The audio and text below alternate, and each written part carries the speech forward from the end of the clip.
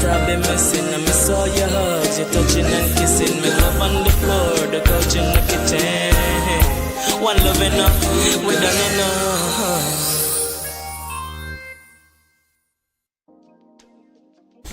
Welcome back, my people. How on a day? I hope you guys are doing well. Let me check the audio.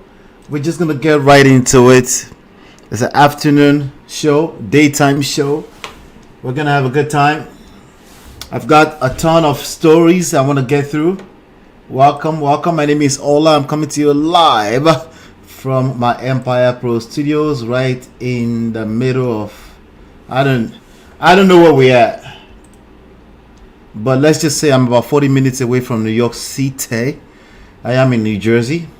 Shout out to you, wherever you're plugging in. Announce yourself in the chat and where you're plugging in from. Not to say we mount. Welcome. Hit the like button, share, subscribe, turn up your notifications as you're coming in. Let me just take a look at something. Let's make sure we're in good spirit here. Oh, interesting. We do have another tab on YouTube that I need to explore. That's awesome. All right, good. Yeah, so we are going to be talking about another arrest coming. VeryDarkMan versus Okoya Sons drama. We're going to talk about that. But we have some other stories that I want to take my time today. Okay. So what time is it? Unless they come and tell me to leave today. We did here. Let me take a look at something. Okay. All right, I'll just turn on the subscriber thing just to make sure that we're only all right. Long Island, New York, of course. Your family. What's going on, Natu? How you doing? Show what? Hit the like button as you're coming in. Don't be a stranger. Hit the like button, share, subscribe. Like I said, my name is Ola. I'm coming to you live from my Empire Pro Studios. What we do here is we start life and relationship lessons from trendy topics. We attack them from a place of self-power, social seduction, attraction, emotional intelligence standpoint. Essentially, all your expectations needs to be managed, and you need to give people around you the freedom to express their expectations. And that's how you win in life and relationships. Everything else you want to be taken care of. Seek ye first the kingdom of God. Okay? It's not give and take. It's give. If you're too tired of giving, give to yourself. Okay? Give to yourself. Focus on giving to yourself as opposed to all your energy going in the direction of asking people to give to you. It's no wonder why they want to run away from you. But that's basically the principles that we use here. Hit the like button, share, subscribe. Yes, we do take super chats here. You can see the $sign. You can hit the $sign at any time and donate as little as 99 cents or even smaller. Anything $1.99.99, it goes a long way. This month our goal is $166.92. Right now we are at $17.49, and that's up by $3 from last time. All right, but you can always see all the information on how you can donate scrolling through the screens. Cash App, Zelle, PayPal, all of that is acceptable. Also, if you're wondering, who am I? Why am I here? Why do I feel qualified to talk about all this stuff? I am a consultant. I am a consultant by trade. I consult in many different angles. Okay, I consult personal relationships, of course, real estate, business, marketing, those kind of things. Okay, I have courses, consultation services around all those things. You can download. I've written 5 books, 2 of those books with my wife. Wala. And you can download all of them for free at manofprestige.com, the audiobooks. Okay, but there's also access to, if you like them like this. Okay, I've written 5 books. All right, so yes, manofprestige.com. All right, and if you have any kind of inquiries, anything like that, you can send an email. ask@manofprestige.com is the email address. All right, without any further ado, I really just want to get into today's story. Let me see if I can find it real quick. Again, I'm just chilling. Invite your friends, hit the like button, share, subscribe, turn up your notifications, invite your friends. Let them know that we're out here. We're out here hanging out. There's a video, the first video I want to play. Let me see if I can find it. VeryDarkMan. Today is actually good news. VeryDarkMan, believe it or not. So He's calling out the police for trying to play partial. So today we have the Okoya family. They are trending. If you don't know who the Okoya family is or who they are very popular, rich family in Nigeria. The man himself is Chief Razak Akoni. Chief Razak Akoni Okoya is a billionaire industrialist. He's also the area of Lagos. He's the owner and the founder of Eleganza Group of Companies. Most of us that grew up in Nigeria, we know that name. Eleganza this, Kula, plastic, this, or that. They made a lot of stuff, okay? Their factory or their company made lots and lots of household stuff that many of us we grew up on. So this is a big family, okay? So I think the Okoya has he has a younger wife, maybe the youngest wife, I'm not sure, but there's a lady called Shade Okoya. She's also very popular.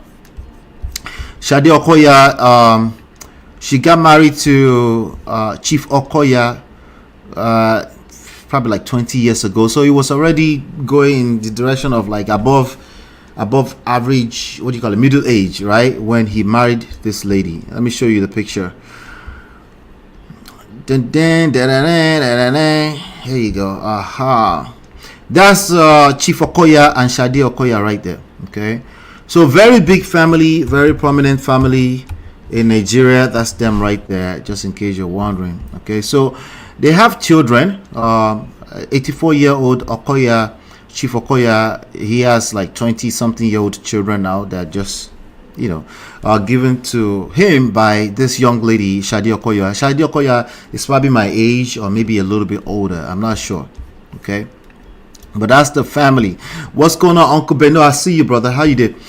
Yes, sir. All right. So Shade Okoya has children, the much younger children for Chief Okoya. So over the past 24 hours, there's a floating video of them spraying money. So in Nigeria, there's something called the currency mutilation. Basically, abuse of Nigeria currency is no longer tolerated. If you know Nigerian culture very well, we used to spray money at parties and stuff like that. You know, that's no longer acceptable. You have to put the money, jejely. You have to take the money and put it inside the bag if you want to. So there's no more spraying. You can spray dollars, but you can't spray. Now, the whole thing about currency mutilation is always a funny thing to me, because I feel like Nigeria is worried about the wrong issues. Okay, I think Nigerian government or lawmakers are worried about the wrong issues, in my opinion. I'm looking at a report here on This Day Live. It says there are sound. This report was made 9 months ago, so this started becoming popular 9 months ago.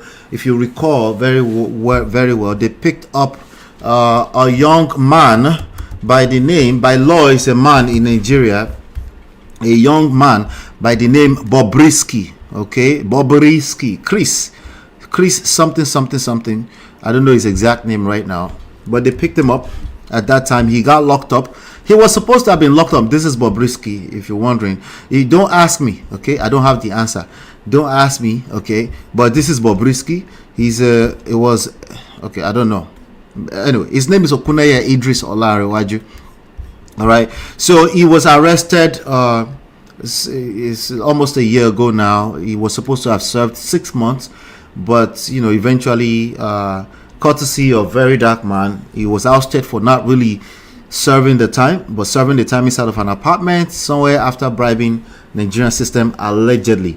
Anyway, I'm looking at a report on This Day. I'm still talking about the Okoya family. So now I'll tell you how I link all the stories together. So Naira mutilation law was put into place, but there's an article as of 9 months ago on thisdaylive.com, one of Nigeria's prominent newspapers. It says there are sound financial and moral arguments against willful mutilation of the Naira, Nigeria's national currency. This argument provided the basis for the grudgingly passed provisions captured under under Section 21 of the Central Bank of Nigeria CBN Act 2007. However, these financial and moral arguments, in my view, right, they were supposed to be moral, ethical arguments, weirdos. Anyway, in my view, are not strong enough to invite criminal conviction, especially incarceration, for spraying money on people's top of head. Makes no sense. On some practices that could be framed as naira mutilation in the eyes of the law.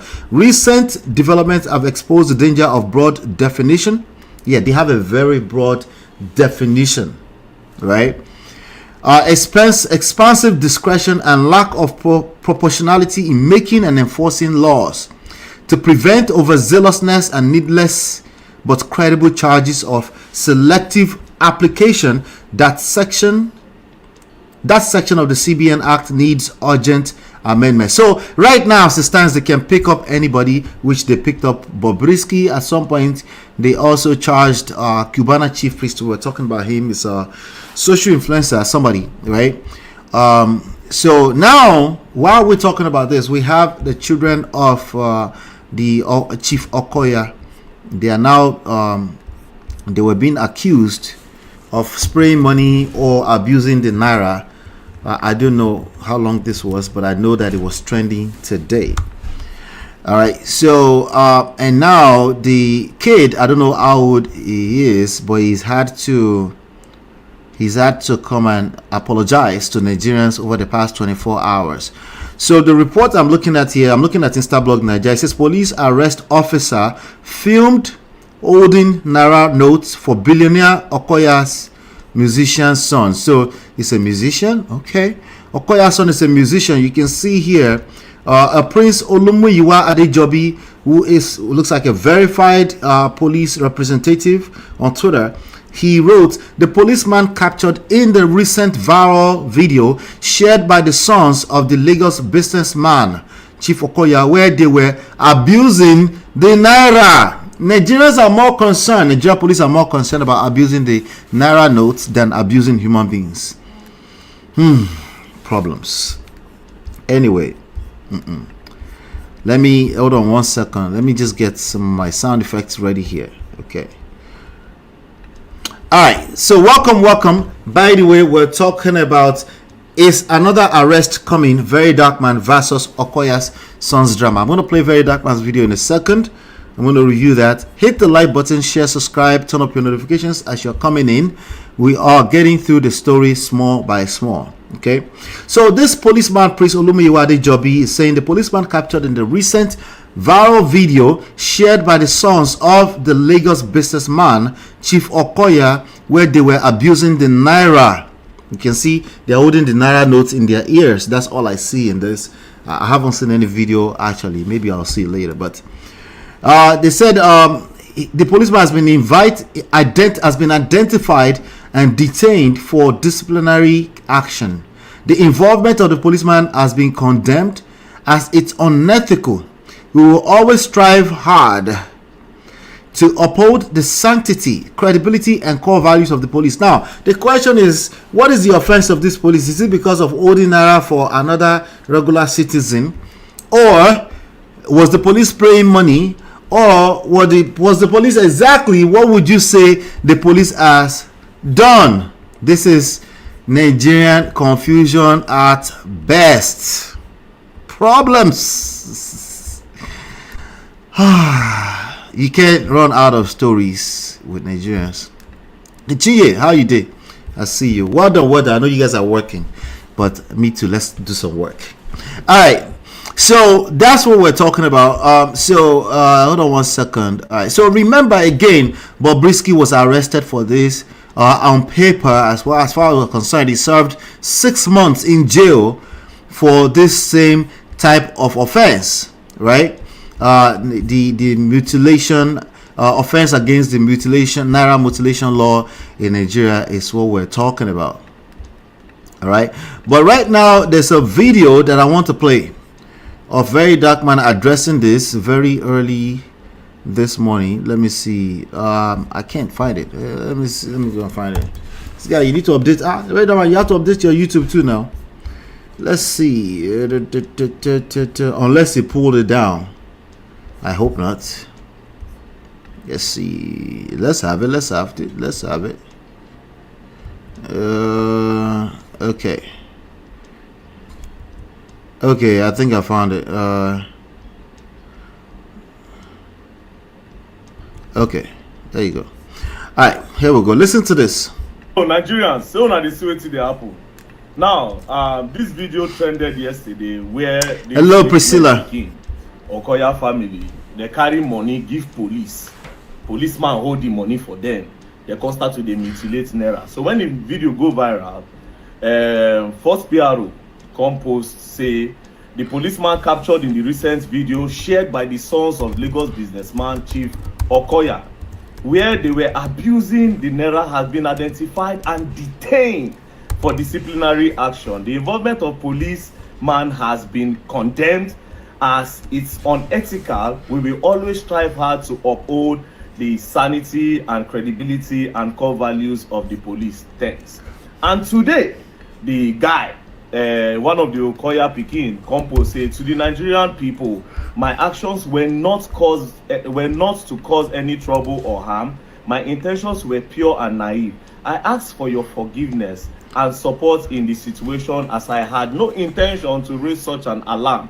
I wasn't fully aware of the consequences of my action. First of all right, so that's Okoya's son apologizing, as read out by VeryDarkMan.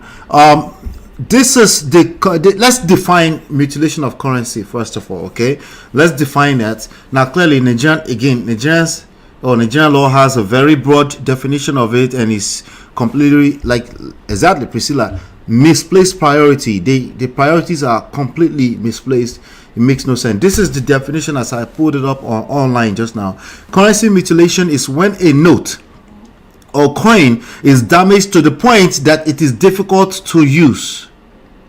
Last time I checked, when an average person is spraying naira at a party, they're not damaging it. They might be stepping on it and stuff like that. It might, I don't know, maybe somebody can just sit down there and use leg to tear up a note. I don't know. But anyway, when it's difficult to use or its value is questionable, if the value is questionable, they won't be receiving it while it's being sprayed on them at a party. So mutilated currency can be torn, burnt, stained, or have missing pieces. Okay, the stained one is arguable, I guess. Anyway, that's the law. That's just the law. If that's the law, you have to operate within the confinement, or how do you call it, within the anyway, you get the gist, right, of the law. So I just wanted to define that before we continue. But let's hear what Darkman is saying again. There's no ignorance in law, right? And secondly, so he said there's no ignorance in law because now the kid has come out to apologize, right? Let me pull that up for you. All right. So the kid came out with this post to the Nigerian people. I'm just reading it again. To the Nigerian people, my actions were not to cause any trouble or harm, right? Okay, so he's basically claiming ignorance, and there's no such thing as ignorance with law. That is very, very true, because if you abuse the law, or if you commit an offense, you are going to be held accountable. You can't say, oh, I didn't know. Sorry. You're a grown adult, which is why it is weird why a policeman will actually name his father. If he's a grown adult, why are you naming his father in your statement in the public? It makes no sense. I guess as a reference point, they are allowed to do that. But, I don't know why you need to mention his name, if not because you have ulterior motives. But let's get back to it. Hold on one second. Let's see here. Where is VeryDarkMan's video? There you go. Let's continue.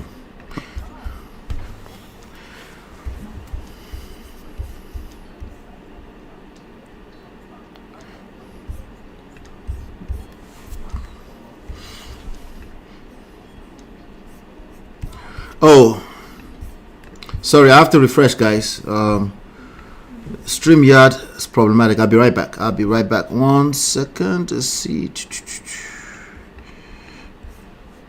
Wait to. I'll be right back. It's your love that I've been missing. I miss all your hugs, your touching and kissing. Me love on the floor, the couch in the kitchen. One love enough, we done enough.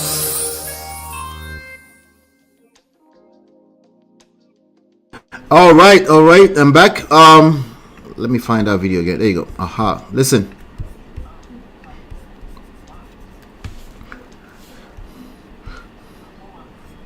Hold on. Go lock up. That's why we say go there. The only reason why that guy held that money is so that he can feed his own family. Now police don't lock up. Because now poor man picking is a nobody. Right. So the police has locked up the police that was holding the cash for them. Because, and we know this is very true in Nigeria. Because why? Because the family of the police, they are probably nobodies, right? But of course, the actual people that are allegedly committing this offense, they can just apologize on Twitter and everything will be fine, right? Now the guy now where come they spray the money, nothing they don't want. They don't push her now. Make apology. Let's go back now to apology. That's how you know that there's no ignorance in law. Which day, yeah, they say VeryDarkMan wear police uniform. I still come outside. I make an apology. After the apology, they still go detain me the next day. They detain me for SARS. After SARS, early in the morning, they carry me go courts. Well, VeryDarkMan, stop the cap. Right now, you've offended a lot of people. You're not the same thing as Okoya's children. Stop the cap. But I get the gist. I get the point. Let's continue. They start. I will still get the case now for court. After apology, there's no ignorance in law. The only way we will know, say, okay, yes, we're not ready to uphold the law for Nigeria. That boy must go stand for court. That Okoya picking way. Forget that thing. Just like Bobrisky. Just like Cubana chief priests. You understand? His father has connected. I don't know his father. I don't even know their name, right? But this is Nigeria. There's no separate law. Well, if you're young enough, you might not know their name. VeryDarkMan is what, like 30 years old? So you might not know them. But they are very popular in Nigeria. And not just popular, they're influential. Not just influential as in like politically influential. As in like, in fact, there's a video I was looking at earlier on. Okay, this video right here. Let me show you. See, look at this video. You see this video of Tinubu mingling with Chief Okoya? Forget that thing. Okay, they're not going anywhere. So yeah, even the apology honestly might not be necessary in the first place, but maybe they just wanted to cover face more. But yeah, it's not gonna. They're highly influential, and it's very unlikely that anything, especially when it's a frivolous, stupid law that is not well defined, that is basically that's the law sounds like it's just a trap to just capture people. Because even after Bobrisky was arrested, right? Cubana chief priest they charged against him. They filed a charge against him, and he was supposed to also serve a similar time or something like that. And what we found at that time, if you look at this picture, this was Cubana chief priest back then, right? And people also said some things at that time that, hey, why are you being partial with this stupid law? But to be fair to Cubana chief priest, he went there, he pled not guilty, he did whatever he needed to do, and they let him go. Idris Okuneye, Bobrisky, right? He went there and pled guilty, and then he ended up in jail or dead. But anyway, yeah, so the policeman took the fall. Yeah, that's probably what's going on right now. So we know that it's not gonna happen. But let's finish listening to VeryDarkMan real quick. Let's see. If the law is for the poor, it should be for the rich. Now you don't carry policeman go lock up.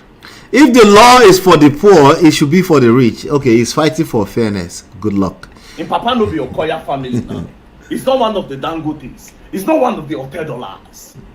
Nobody knows him. It's not Ato. Ato is his son. It's not a billionaire's son. You don't lock him. But not being spray money. He only held the money. Yes, as a policeman, you're not supposed to do that. But does he have a choice? How much does the police pay him? How much police they pay him? When I pay him, waiting those boys they pay him. As they spray like that, he go still carry small. Go and give him wife and children because police don't pay these people well. Now you don't lock him. Boom.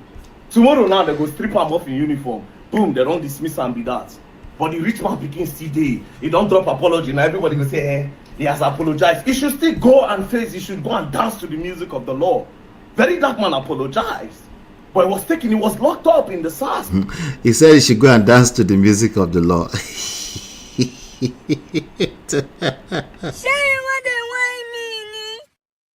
All right, I think he's being sarcastic, but he's saying facts. It's just not gonna happen, you know. Shout out to BC, that's my cousin. Everybody, that's my cousin in the London, in the UK.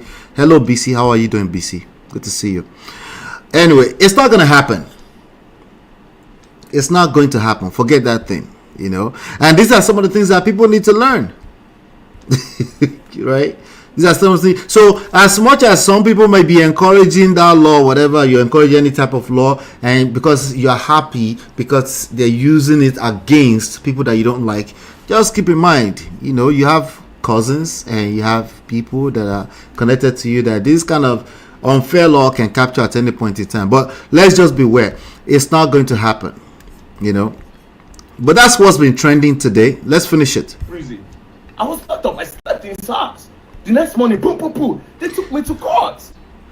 Where I pleaded not guilty, because obviously I wasn't wearing a police uniform there.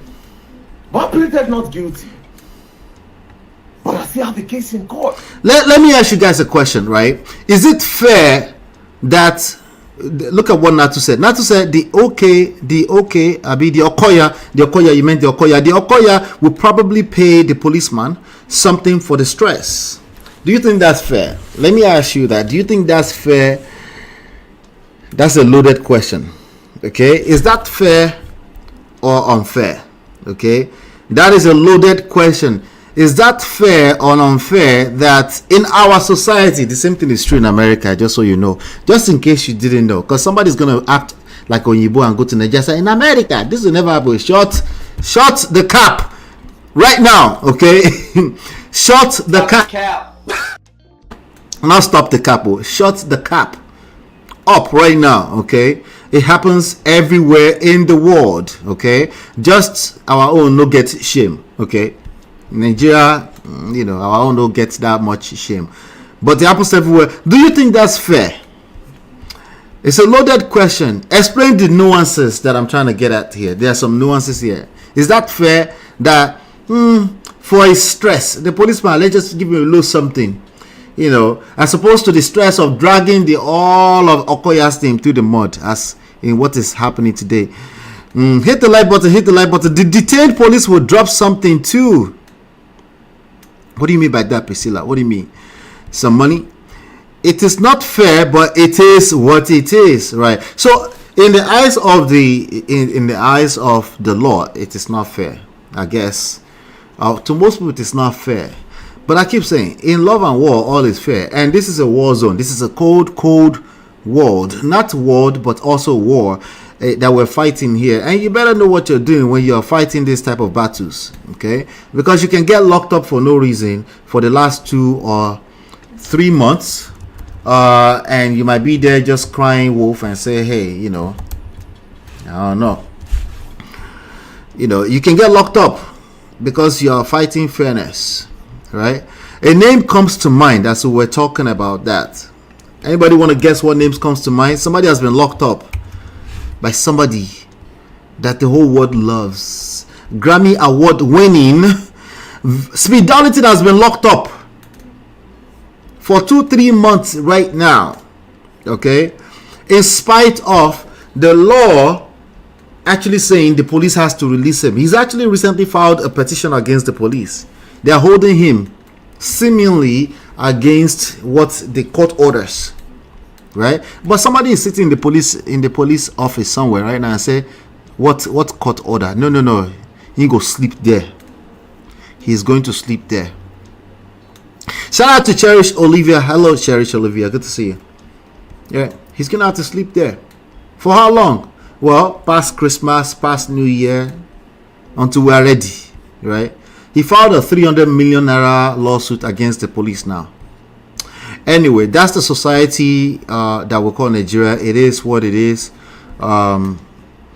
We need some shame. We need some level of shame with regards to how they just break the laws, tyranny, you know, and things like that, we definitely need some level of shame so that we don't end up in an actual war zone, okay? But what I'm saying here is that if Cubana Chief Priest got away with that, Okoya son would definitely for sure get away with that. And for sure, Bobrisky could have gotten away with it if he had the right people around him, because the law is not black and white either. All Bobrisky had to do was basically plead not guilty and then have a few conversations, have the lawyer answer to it, and then before we know it, it'll be gone. So the Okoya's family, they are safe and sound. Nothing they happen. Okay, let's finish the Very Dark Man. He's still being sarcastic. Good luck to him. So this boy, ESCC, I am waiting for you guys. You bring him in for Naira mutilation. Hey, if you want to chat with us, make sure you're subscribed. It takes 5 minutes. You'll be able to chat with us. If you're on YouTube, that is. I don't care who his father is. We don't give a flying F. Yes, you do. If you didn't, you would not end up at the video's party eating jollof rice and coming out and telling us who was there and who wasn't there. Stop. Shut the cap. You do care. Okay? Everybody, they play the selective policing when it comes down to it. Stop the cap. Everybody, stop the cap. Okay? Papa B, we don't care about his family name. This is Nigeria. It's for all of us. That boy should go into the EFCC custody and he must answer for Naira mutilation. Because the apology is an admittance that he did it. Don't care. Don't care. Don't care. Still don't care. No.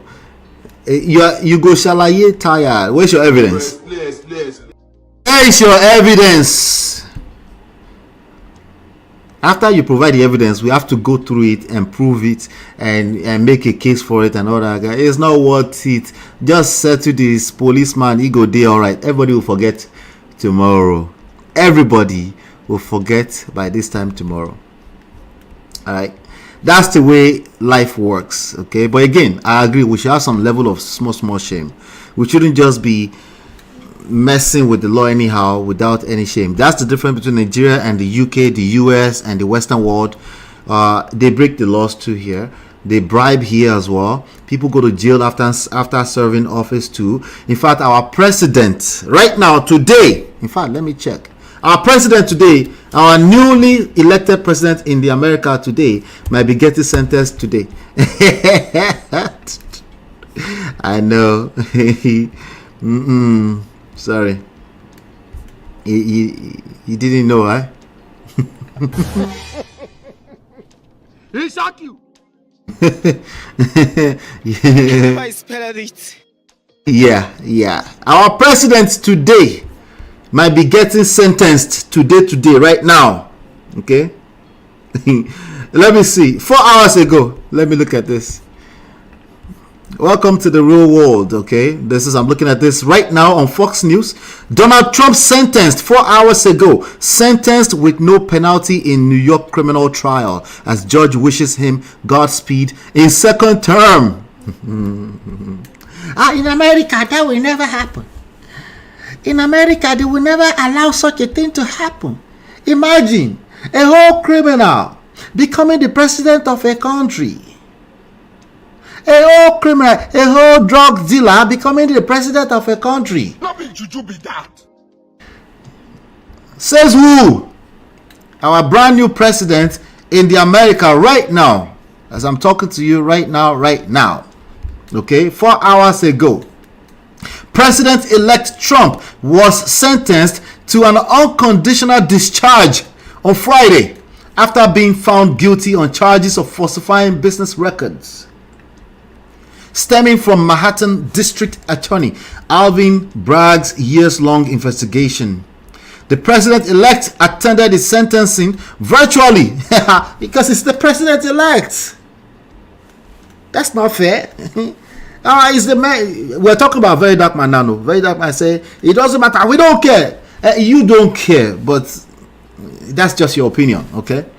The president-elect attended his sentencing virtually after fighting to block the process all the way up to the U.S. Supreme Court this week. Trump sat beside his defense attorney, Todd Blank. Judge Warren Merchant did not sentence the president-elect to prison and instead sentenced him to an unconditional discharge. He's the president-elect.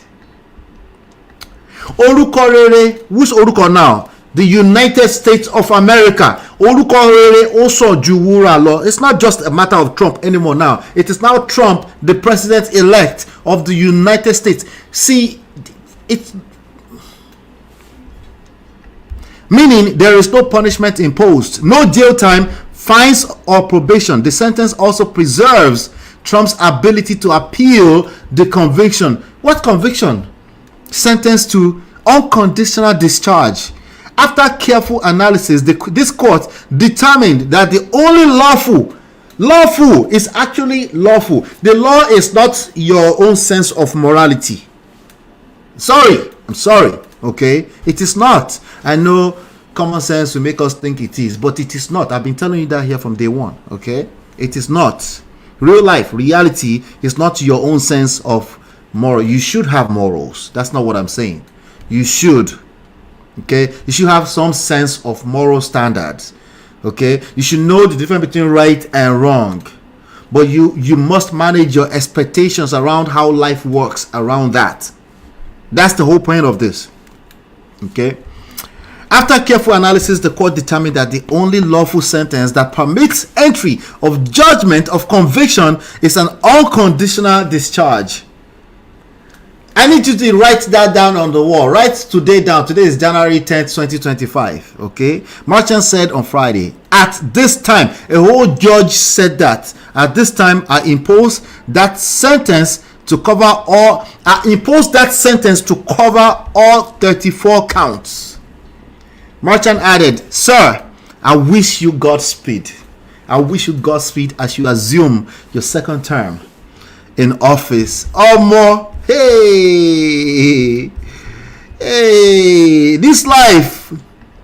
Ayema Nikao. Hey, this life.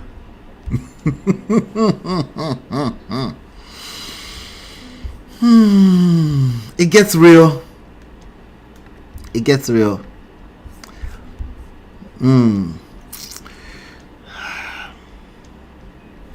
It gets real.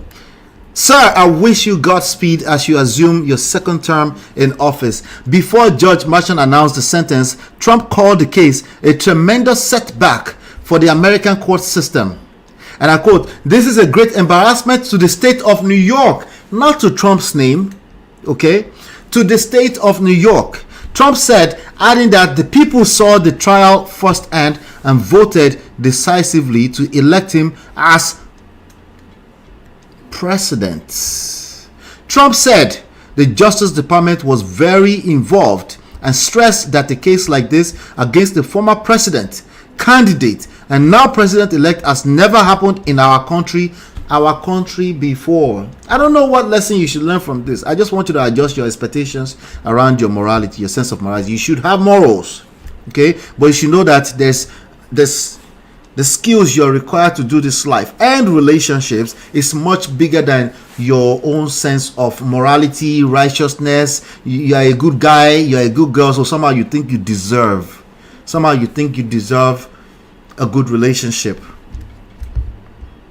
And you just want to just walk around this world anyhow and use common sense to do relationship.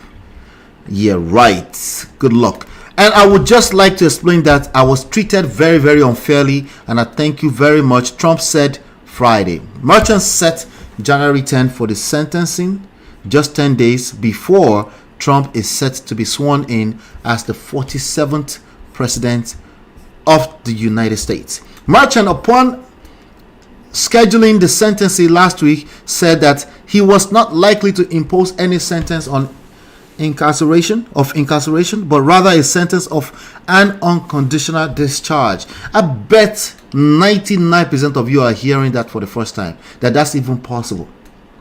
Unconditional discharge. Some of you are lawyers, you probably know that already, but the rest of you, 99% of you probably didn't know this existed. Well, with God, all things are possible. During Friday's sentencing hearing, Merchant said he took the unusual step of informing Trump of his sentence prior to the proceeding. The imposition of sentence is one of the most difficult decisions that any criminal court judge is called to make. There's no doubt about that it was difficult, right? Merchant said, noting the court must consider the facts of the case along with any aggravating or mitigating circumstances. It is not just you did wrong. That's what they're saying with that sentence right there. It is not just you did wrong or right. Okay, there are other circumstances. Context matters probably more than content on any day of the week. How did we get here? What is the backstory? Oh, but you are wrong, and wrong is wrong. Let's just call a spade a spade. No, how did we get here? No, Ola, let's just call it blunt a blunt. Let's call it blunt a blunt. You are wrong. You need to get back to the backstory. You need to understand the full context. Errorama Faigbo. Merchant reflected on the case, saying that never before has this court been presented with such a unique set of circumstances. The judge said it was an extraordinary case with media interest, not just your interest. I know you are Holy Spirit, and your interest is we must just always maintain what is upright. Okay, I know how you feel. I get it. I'm with you. But I want you to understand that that's not how life works. And this judge is saying this is the first time they will see this. Well, guess what? We're still discovering ourselves. You have to always have room for that. You always have to know that there's more to this thing called life than what you know. All of us must continue to keep an open mind. Always. Okay, so even the judge is saying they've never seen this before, but they had to look at the media interest, the heightened security. There is more heightened security, the unique set of circumstances, right? And said that once the courtroom doors were closed, the trial itself was not any more unique or extraordinary than any other case. Trump filed an appeal to block sentencing from moving forward with the New York State Court of Appeals. That court rejected his request because they already know there's not much they can do anyway. He's going to be a sitting president, he's a president-elect. There's a lot more interest than one person involved. That's one of the things that many of the Kamala Harris voters did not pay attention to. It wasn't just about the person of Trump. It wasn't just about Trump is a bad guy. It was more so about the interest of the whole nation, which was clearly demonstrated during the election just a couple of weeks ago. Trump also filed an emergency motion with the U.S. Supreme Court, arguing that this was before the sentences today, argued that it immediately ordered a stay of pending criminal proceedings in the Supreme Court of New York County, New York. The High Court denied the request, saying the application for stay presented to Justice Sotomayor and by her referred to the court is denied for inter alia. I don't know what that is. Jesus, too much lingo. Anyway, you get the gist. Okay, you get the gist. You get it or you don't get it. You get it? You get it? If you don't get it, forget about it. Hit the like button, share, subscribe, turn up your notifications so you're notified when we go live. Happy New Year to you, Black Diamond. Hit the thumbs up. Thank you. Unconditional discharge. Okay, it didn't even come to court. Okay, unconditional discharge. It didn't have to come to court. That's just the way these things work. It's not just the Trump case. It doesn't mean we shouldn't uphold the laws or what is right. That's not what it means. It simply means that you should just know that there is more to life than your sense of morality. There's other people's interest involved. Either we're talking about life, relationships at a societal level, or we're talking about politics, right? Any one of those things, you just keep at the back of your mind that there's always more to what you can. There's more to the story than what you can see at any point in time. So what can you do? Keep an open mind.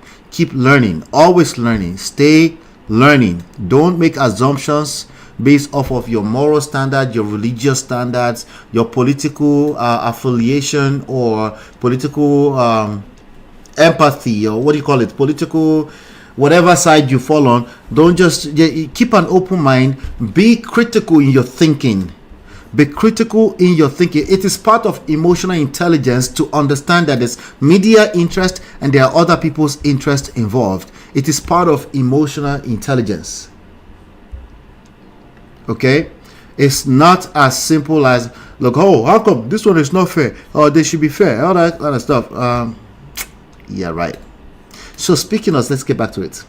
Is an admittance that yes, she mutilated Naira. And that policeman, I beg, me, I won't beg for Ramu. Just like this one beg. Temper justice with mercy.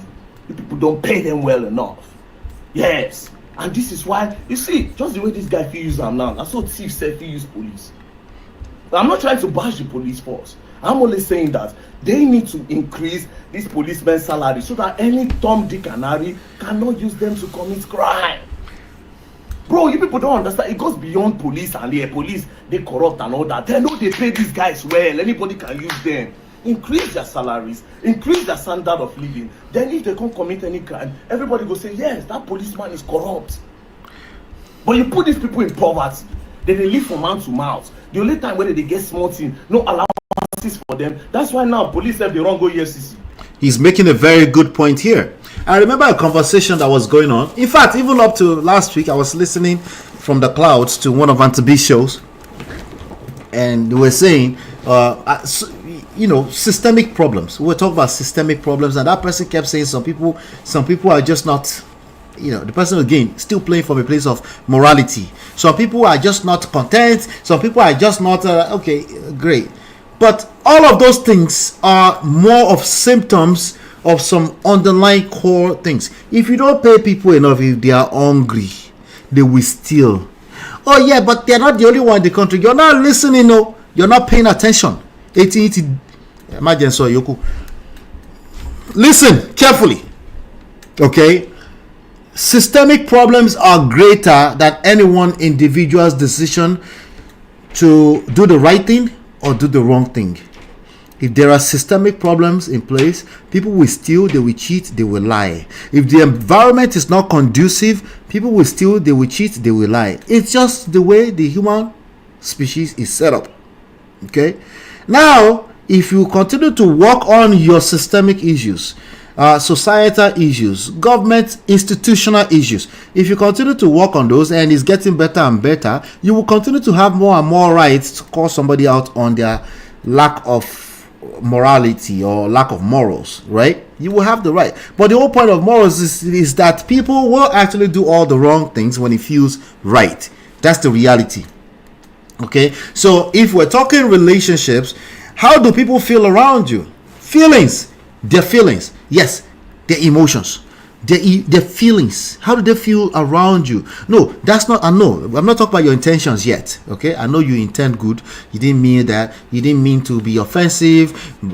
It is their fault.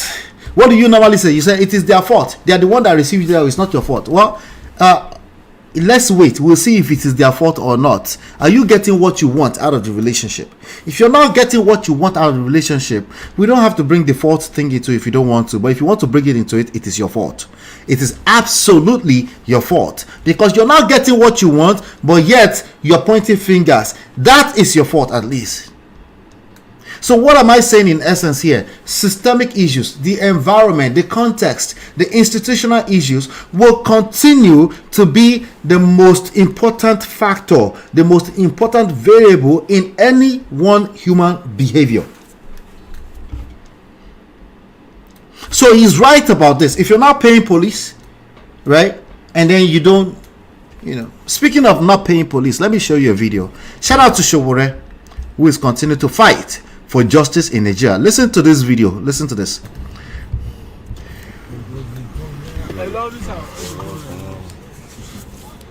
Hello.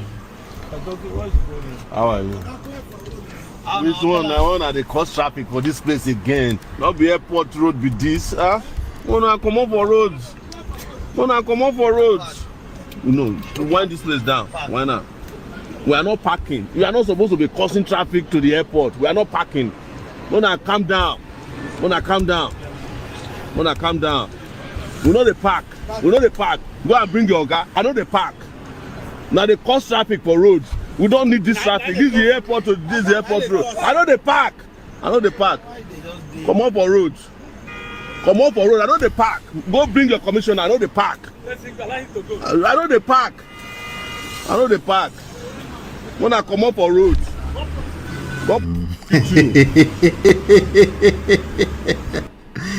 So just in case you guys didn't hear that part, that was SOWORE'S driving on Airport Road. Apparently he was being stopped and he wasn't having it, and he never parked. And if you missed that last part, he said the police said, God punish you. So he insisted that he wasn't going to park. They left him alone and he said, God punish you. Of course he has the camera on, and then he said, God punish you too, right? I love SOWORE'S. Okay. But there's a place for a SOWORE'S, there's a place for a VeryDarkMan, the activists. There's a place for them in society, or we'll call them the whistleblowers, right? There's a place for them. Again, none of this stuff is absolute. We need them. We need them to continue to make the system just, fair for the regular average man. Okay, regular average people don't come here. This is the prestige family. Okay, the regular average person don't give a shit about prestige. They just want to survive. Okay, but if you're here, I just want you to know that you cannot be a prestige person. And you know what they call Olowo Lanre Oloshi. If you're a Yoruba person, please help me translate that. I'm probably going to butcher that. Olowo Lanre Oloshi. You're just this rich person amongst a bunch of poor people. All that is going to cave in on you. Okay, you're going to probably hurt yourself eventually. So you must create systems, institutions, infrastructures for the regular Joe, regular person, the common man, right? You want them to be able to work a decent job, go 9 to 5 and come home and enjoy and just have a decent life, so that they're not so easy to yield to stealing, cheating and lying. Because I promise you, no matter how holy you think you are, I don't care how much Holy Spirit lives in you, how much anointing is over your head, if the institutions, the systems, if they are not right, you will steal. The best you probably will do is probably manipulate a bunch of millions of people and then become the person that's oppressing them with the Holy Spirit. You never see that coming, right? Yes, we know that's happening. People that will use God to manipulate the masses. Okay, you're going to have eventually. It's not a sustainable thing. It's not a sustainable place to be. Like Nigeria right now is not sustainable. Okay, something is going to have to give at some point. Hopefully it's not war. Hopefully it's not some bloody revolution or something like that, right? Something has to give, right? So we need the SOWORE'S, but look at that. That's an example of what VeryDarkMan is saying. They will continue to hang around in the middle of the road to collect, because an average person in Nigeria right now is not watching me live. Okay, some of them may catch up later on, but the average person in Nigeria does not have time to sit around and be watching a live show, unless they're trying to create content on TikTok just to be able to feed themselves. Okay, so just keep that at the back of your mind as we are getting through some of this story. But that was SOWORE'S that was talking. Let's get back to what VeryDarkMan is saying. A lot of police now, they don't go yes. There's no allowance for them. They don't give police allowance now. That's why they'll stand for road shamelessly. They will collect money from people who are old enough to be their son. Till today, the way that man backed me for near a hotel, he spoke from his heart. He said, VeryDarkMan. He said, we get happy, say we stop all these boys. Our allowance no day. We know they get me. How much do they pay me? 60, I'll be 70,000. And if I still finish this police work, if I give them 30 something years, after that, I feel no see pension, I've been a gratuity. If you sit down on top, and not be say this pension now, what the police, they come out for our salary they keep. At the end of the day, they give us back, they can't give us. The guy almost cried. Now you don't carry this one, go lock. You go still lock. When I go lock that Okoya son. When I lock your son. But until then, Nigeria, there's no law. When I forget that thing, the law is for the poor. The law is for the poor. Activate. Police, activate. There's no law. Come here now, don't go drop. Now don't whine on yourself. Make a good drop apology. You're gonna learn, and you'll learn the hard way. Don't play. All right. So there's this second video. I haven't watched it. I'm gonna watch it live with you. The caption says, "If them born any officer well for this country, make them touch that Okoya son." They no born them well enough. Where is Yele Show? Okay, SOWORE'S. He's calling out SOWORE'S, the activist. He's calling out SHERYL. He's calling out Seun Kuti. Looks like the Jande Yoju and the Falanos. Where is Mr. Macaroni? Una know they talk. She na because na Yoruba, them una activism stop. Okay, so this is the caption. It says, she, is it because they are Yoruba that their activism stopped? Come on, Nigerians, let's all watch and see. We're gonna watch this. I don't know what he said in the video, but the caption is already wrong. Okay, the caption is already wrong, and this is the part where I say VeryDarkMan, he hasn't yet captured the level of responsibility that he's taking on himself. Okay, I appreciate him. I appreciate a lot of the activism stuff he's doing, but he needs to learn that there's going to be more responsibility beyond calling out right and wrong. Okay, like this last statement, this last question he just put out here is a problematic statement. All right, but you know, sometimes when I'm watching the Pop the Balloon and I see Nigerians make statements, colorism statements, like Nigeria has a long way to go.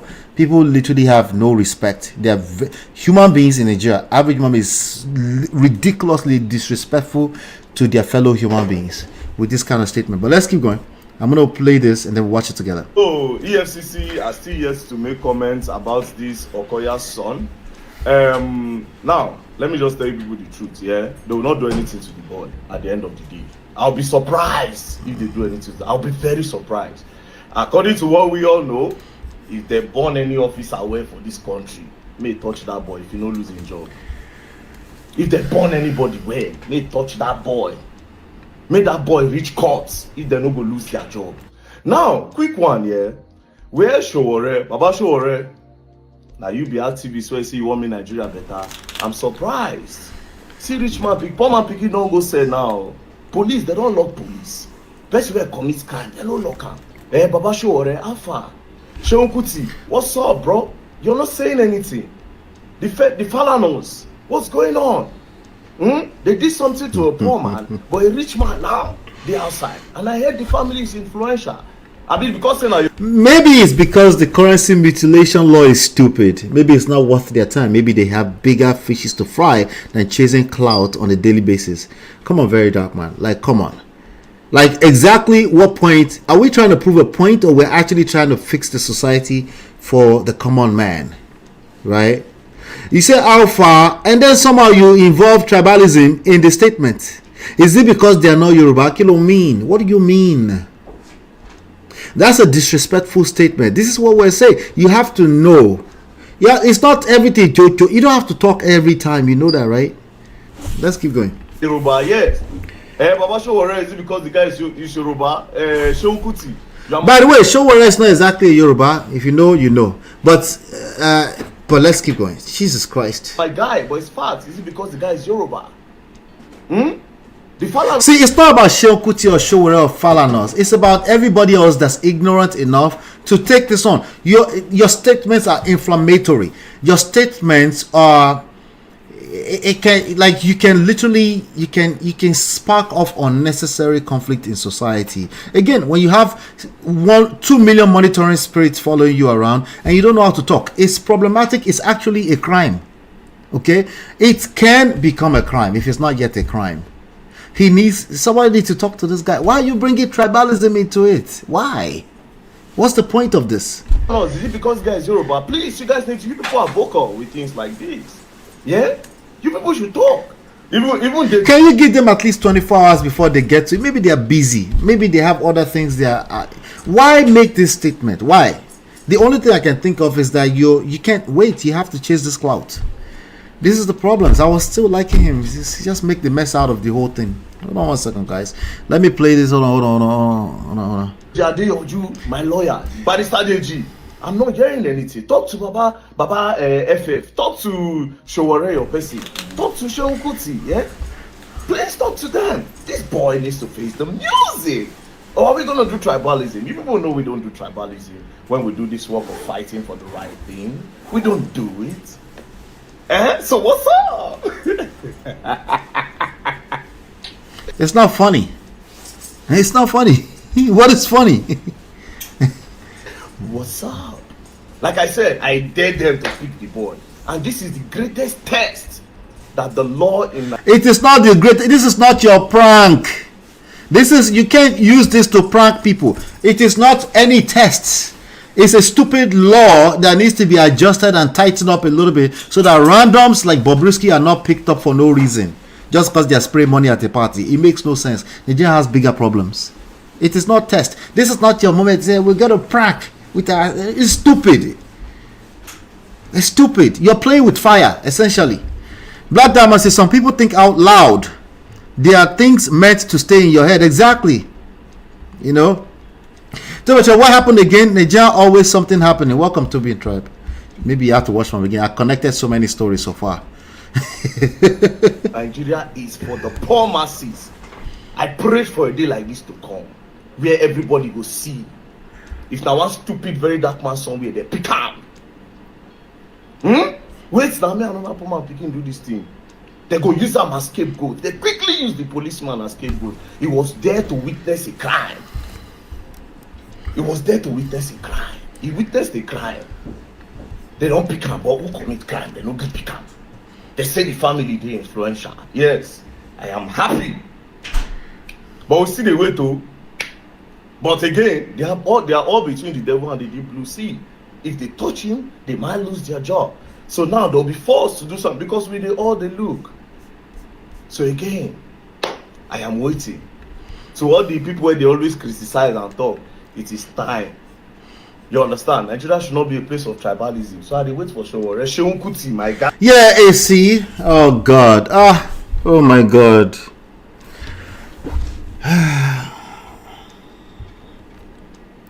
Nigeria should not be a place for tribalism. He needs to tell his face. He needs to go in front of the mirror and tell his own face. I'm trying to wake up for an example. You started it. You started this one. Why are you bringing that into the conversation? Why can't you have the conversation without bringing tribalism into it? Is he aware that he started this? Does he have that? Who's going to tell him? Okay, Baba, this is an example of you bringing tribalism and instigating it. And you are actually the one that needs to be checked on tribalism right now. You don't get to backhand people into tribalism and then call them out on tribalism. That's offensive. That's offensive. Right. The fella knows gonna talk. That boy has to dance to the music of the crime he committed. He should go and face the music. But with the word, and again, according to what I heard, if any officer touch that boy, he go lose him. I love this. Come on, the watcher. It's not gonna happen. Like to say this, right? In this country now, anybody will finally mutilate Naira as a poor man. All you have to do is to apologize like that man's son. Just bam, apologize to the man's son. Yes, when you don't finish, you apologize. They will let it be.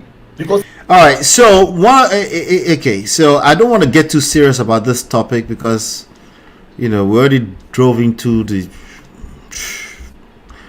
sarcasm will get you in trouble. Okay, sarcasm can eventually, if you are problematic enough and you have enough attention on you, it's poisonous. It's not just your interest. Again, like I said when I was talking about the Trump situation, it's not just your interest. Now we're talking about media interest. We're talking about you're playing with fire. We're talking about other people. Your interest is now other people's interest, the rattels, right? And you have to be careful what you say. You have to be careful what you say. As a very dark man, as an influential person, as a father in a household, you're not just responsible for your own interest. As a leader of any type, either you admit to being a leader or not, either you take on the responsibility, you are responsible. You don't have to take on the responsibility. You are responsible either you like it or not. Okay? He's mentioning Falano again. You see, exactly. Right? And not only that, he's mentioning their name in the same sentence as tribalism. Now, if those ones are looking for a scapegoat today, now it will say, why are they whatever? I think He will now be saying, again, he'll be back handing them into a conversation that really doesn't involve them. You started the tribalism talk, but you're now saying our country is not a place for tribalism. But if you're not emotionally intelligent enough to realize that you started it by bringing that conversation into it at all, you can address this situation without bringing tribalism into it. The first person to mention it started it. No. The first person to mention in a way that can provoke emotions started it. That's the way it works. Okay. All right. Let me see if I can finish this real quick. If the EFCC will not take action for this, it only means that apology will cleanse you of the law.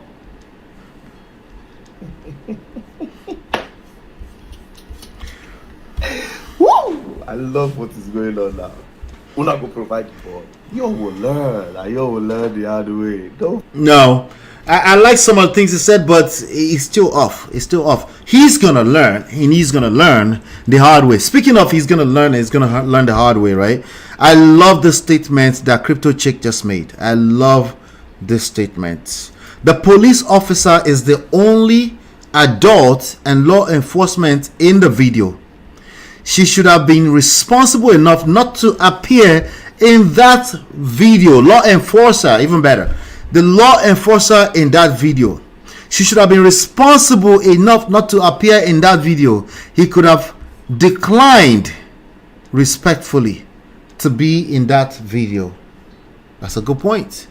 That's a good point, right? Anyway, I don't know what is wrong with that boy VDM. Why mentioning names? He will still end up in McDonald's.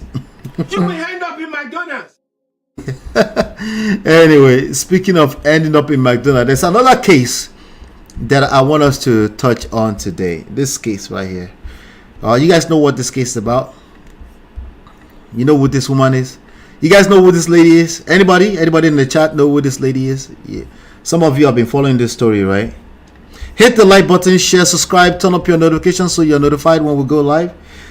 You guys know who this lady is? You don't know?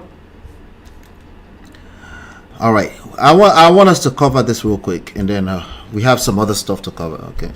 Today is just one of those days. I'll be right back. Your love that I've been missing. I miss all your hugs, your touching and kissing. Me love on the floor, the couch in the kitchen. One love enough, we done enough. Right. All right, so trigger alerts, trigger alerts, trigger alerts, trigger alerts. If you can't watch, please don't watch. Trigger alerts. Hit the like button. Hit the like button.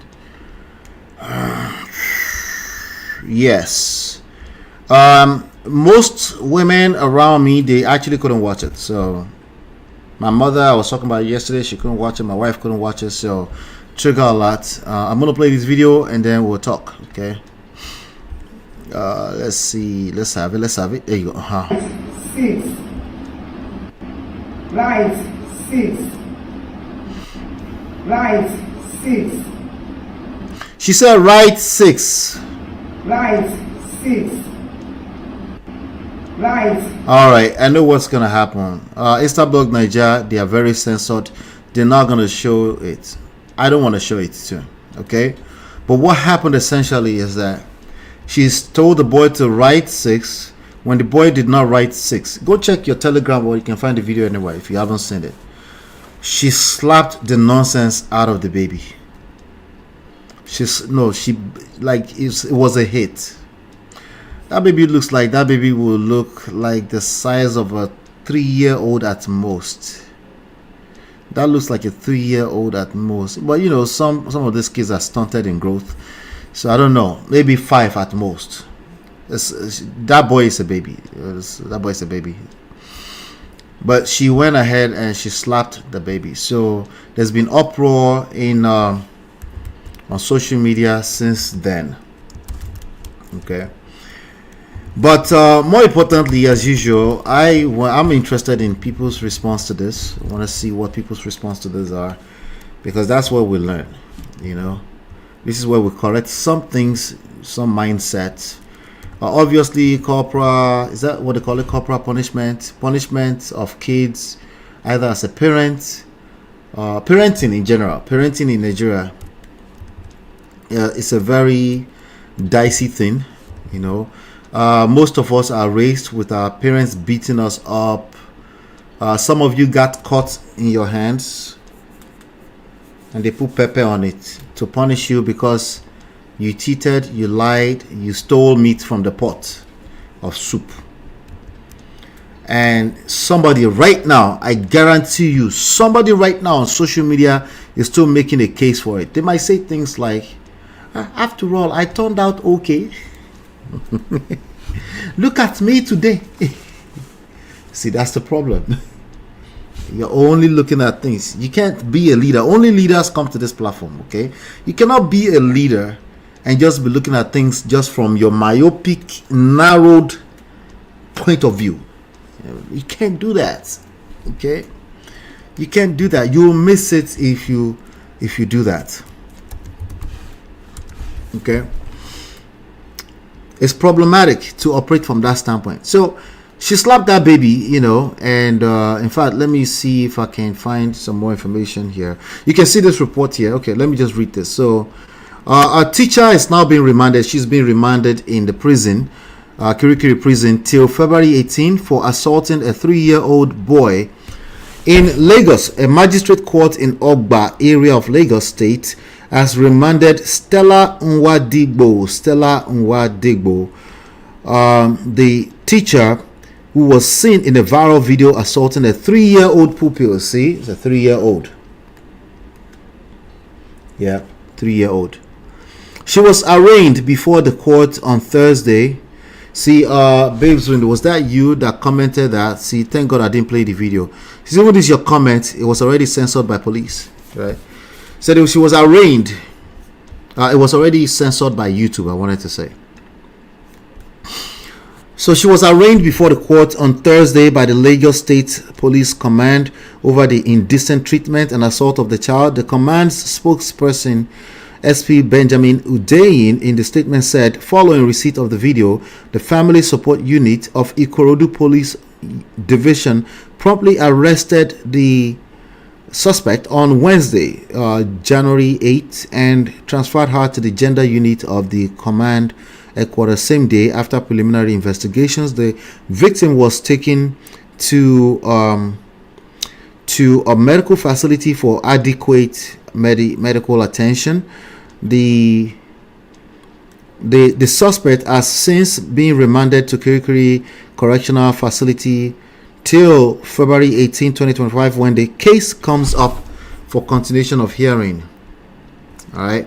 So again, this case is a case of child abuse at best or at worst. You know, I don't know which side to pick there. But I first encountered this story when I was just hanging out on social media, when I saw that a social media influencer by the name Just Adetone, she posted a video. I think she drove down to the place. She drove down to the school. She was ready. Actually, the video I saw, she was ready to beat up the lady. You know, she was charged. So I understand it, but one of the things that baffled me is some of the comments. So hopefully I can see some of the comments here. I'm going to try to read them right now. Okay, so I'm looking at this comment right here on this page. Because now poor person, justice go work. Okay, so that's somebody saying it's because the lady is a poor person, justice will work. That's what somebody has to say about this. All right, so let's keep going. Another person said, people saying it's too much. This is part of the growth we must achieve in Nigeria. I think she should be prosecuted, but not sure how that works in Nigeria. If she was in the West, she's definitely go to jail, then court, and probably prison plus years on a registered child abuse. You wouldn't be able to work with kids. Your children will be taken from you until you are able to show that this can't happen again. What we saw wasn't discipline, it was abuse. So it's a case of, is it discipline, is it abuse? Okay, plain and simple. And the fact that we all went through it doesn't make it okay. Exactly, that's a good point. Somebody said what she needs is training, not this punishment. Because she grew up with this kind of discipline and she believes it's best way to go. Okay, so let's think about this statement very well. Let's think about this statement very well. Hold on 1 second. That's the lady. Let's think about it. That person made what many might consider a reasonable statement, right? So that statement is almost about to piss me off, but I'm trying to control myself. What she needs is training. Okay, so let's think about this. Imagine, because remember VeryDarkMan earlier on was saying that ignorance is not excuse when it comes to the law. It's true. That's a true statement of fact, right?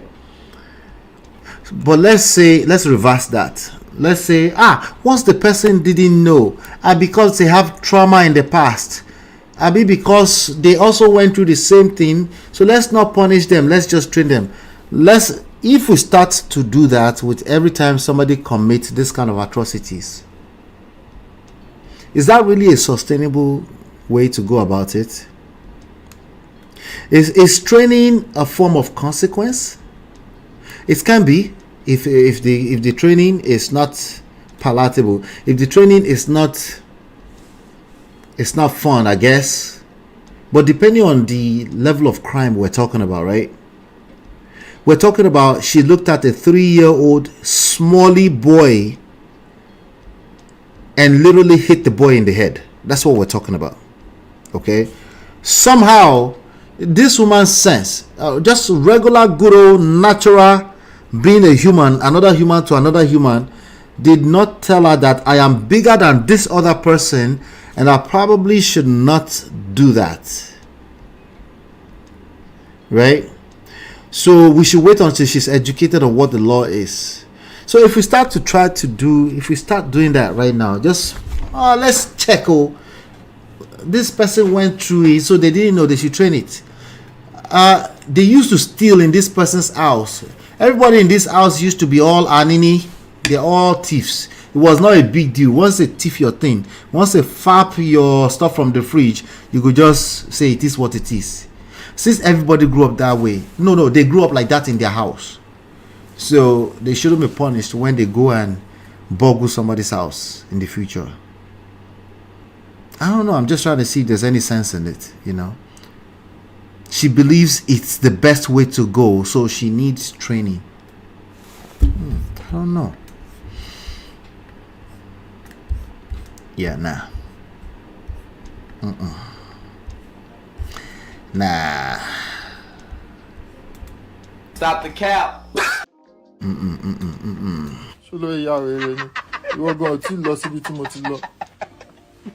Let the poor breathe. Yeah, I'm not gonna accept that. I'm sorry. I'm not gonna accept that. She should be punished. Babes Win said she was wrong in all ramification. She should stay in that prison though and dance to the music she played. I agreed. Okay, we're talking about most people cannot even watch the video, and somebody saying she needs training. What is that? Empathy? A bit sympathy. See, sympathy is useless. Empathy is fair. What about the child? No. What about that other human being, that small human being? Anyway, somebody said good. Remain those weary mothers and stylists installing frontals on infants and toddlers, making braids on them and dipping it in hot water. I beg, they should do this one too for us.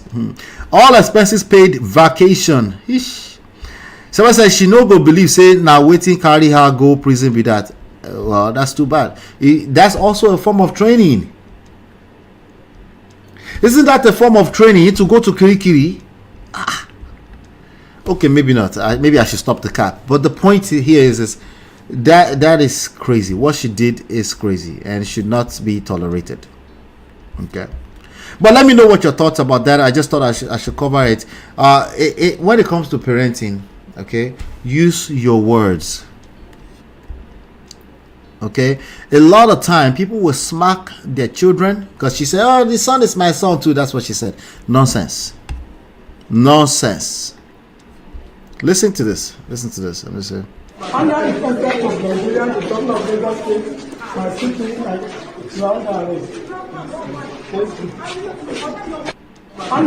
That's where she was arrested, I guess. Let me see here. Right.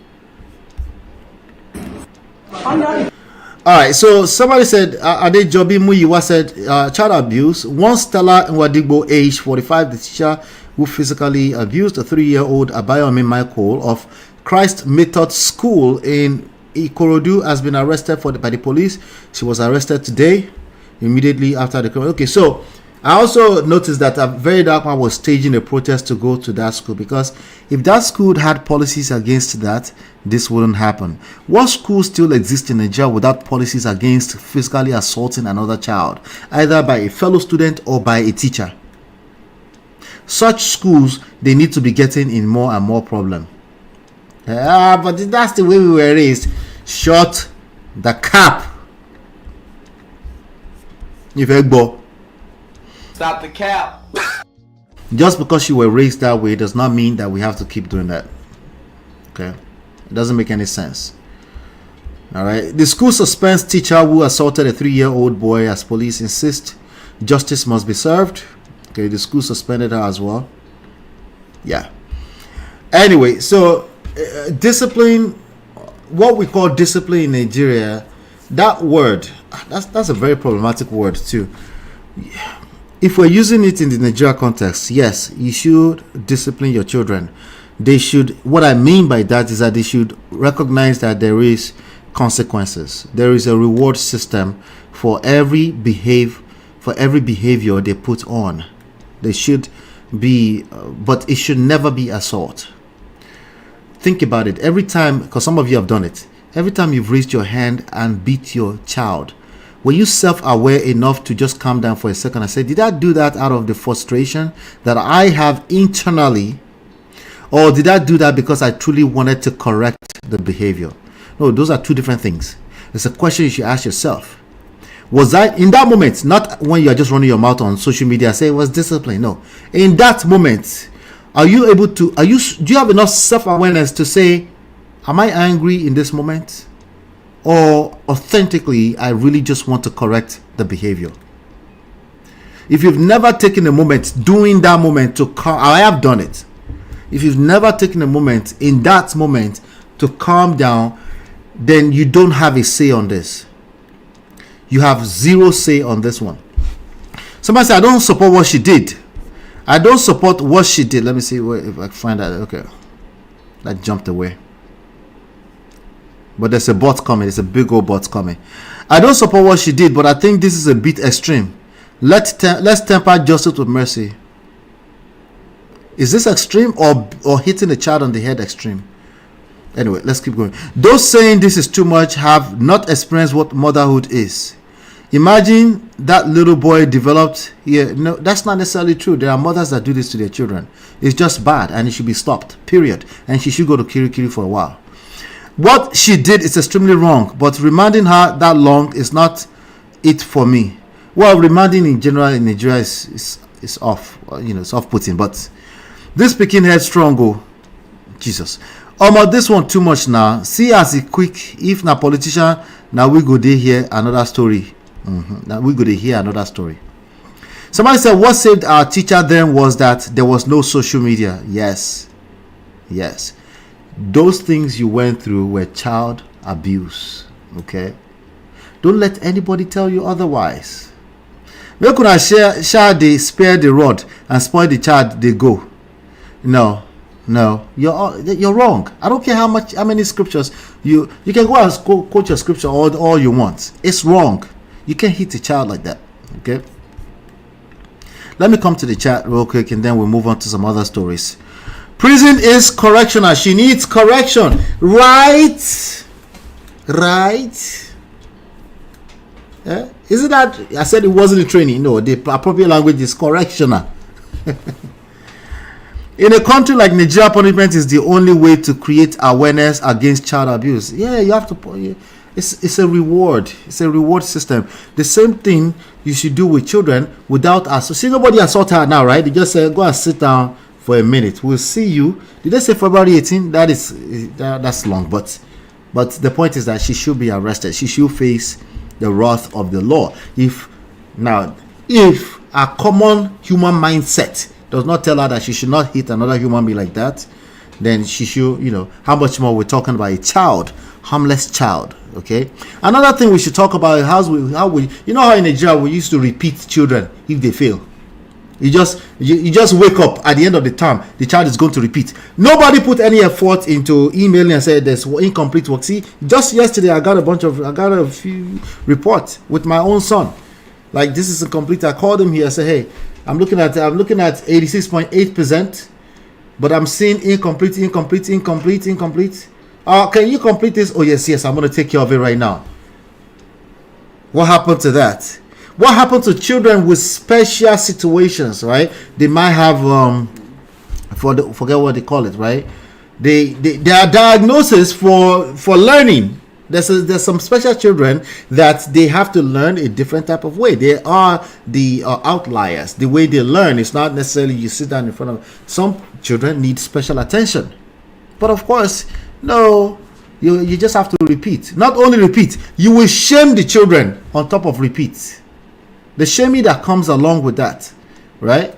And people enjoyed shaming them for that. The fellow students enjoy shaming them for that. The teachers enjoy shaming them for that. Maybe the parent didn't enjoy it, but the parent will say, that is your punishment.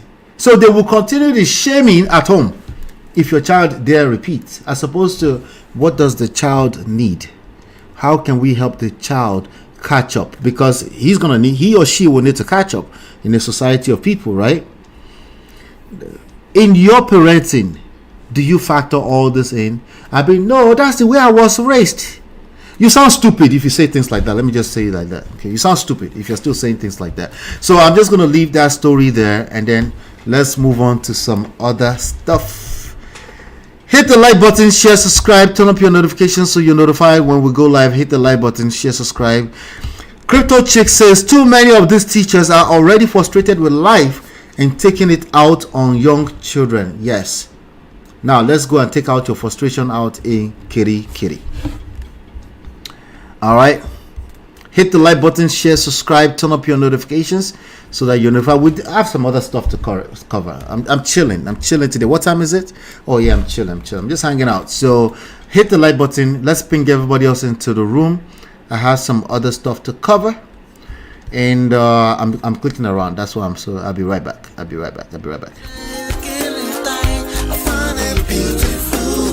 It's your love that I've been missing. I miss all your hugs, your touching and kissing. Me love on the floor, the couch in the kitchen. One love enough, we done enough. Welcome back. Let's talk about Moses Bliss. You guys know who Moses Bliss is? Moses Bliss is trending today. Moses Bliss is trending today. So we covered Moses Bliss some times ago in the past year. Moses Bliss married a very beautiful young lady. Not too long. Moses Bliss, if you don't know who Moses Bliss is, you're on the long thing. This is Moses Bliss and the beautiful wife. So apparently they welcome a baby boy. So congratulations to Moses Bliss. Moses Bliss is a Nigerian gospel artist. I'm trying to remember a song and sing it right now, but it's not coming to me. So I'm gonna leave it alone. It's a 29-year-old young man, Moses Enang. That sounds like a Akwa Ibom name, right? Or something like that. South River, Cross River, River State, something like that. Anyway, Moses Bliss is a Nigerian gospel singer, worship leader, songwriter. is the founder of Spotlight Nation. Did you know? I did not know that. I see Spotlight Nation logo everywhere with many other gospel artists. So he's the founder of Nigerian record label Spotlight Nation. I didn't know that. Right? Alright, so he's the guy who sang Bigger Every Day, Too Faithful. You're too faithful to you're too faithful to disappoint me. In my life, I come to realize you're too faithful to fail me. I butchered it up, but that song, yes. So that's if you didn't know who we're talking about, that would be Moses Bliss. All right. So, but there's a statement that somebody made, and I was like, this is Nigerians are problematic. All right. But it also, I wanted to spell out something with regards to religion in Nigeria as well, with regards to our ignorance around religion in general. Okay. Or the way we practice faith. It's not our fault, though. When you're hungry, you will chase after God, though. You know, it is what it is. So I'm looking for the video. Let me see if I can find it real quick. I think I have it. Here you go. So let's listen to this. Listen to this. Moses Bliss and his wife welcome a brand new baby, beautiful boy. Congratulations to them, but then again, una life. Oh, now last year they got married. I remember I was in a resort in Cheshire. Now therefore do their video, wasn't it? It was last year. I was in this beautiful resort, £500 per night hotel. Me and my husband, we just went to let's go have fun. I remember doing a video from there. It was last year. Gosh, you're not like all these church girls. Y'all like. Y'all like. She said, "When I like prick, church girls, you like prick." Okay, that's what she's saying. So after the wedding, it was just boom, boom, boom, boom, boom. Wow. Well, thank God it was 10 months. If it's anything less than 10 months, you know, Nigerians will start questioning if they were actually married before they did it. So I bet you somebody's already questioning that. But let's keep going. Moses Bliss is a good shooter, isn't it? Oh my gosh. She fruitful. Jesus. It's not about that. Una like. Your church girls, bless una. They stab una with prick before. Una they form. I want to give it to my husband. The moment they hold una like this, una left. We don't talk and go bless and we spoil. Una life. I just imagine Moses Bliss. Oh, my imagination cannot come. Church girl, you like. Baby, you like prick. Oh, Moses Bliss and his wife. All right, so she's surprised that they like prick. Okay, so I'm not sure if anybody is exactly surprised that church girls also like prick. That's not the issue. That's not the issue that I want to highlight. First of all, congratulations to them.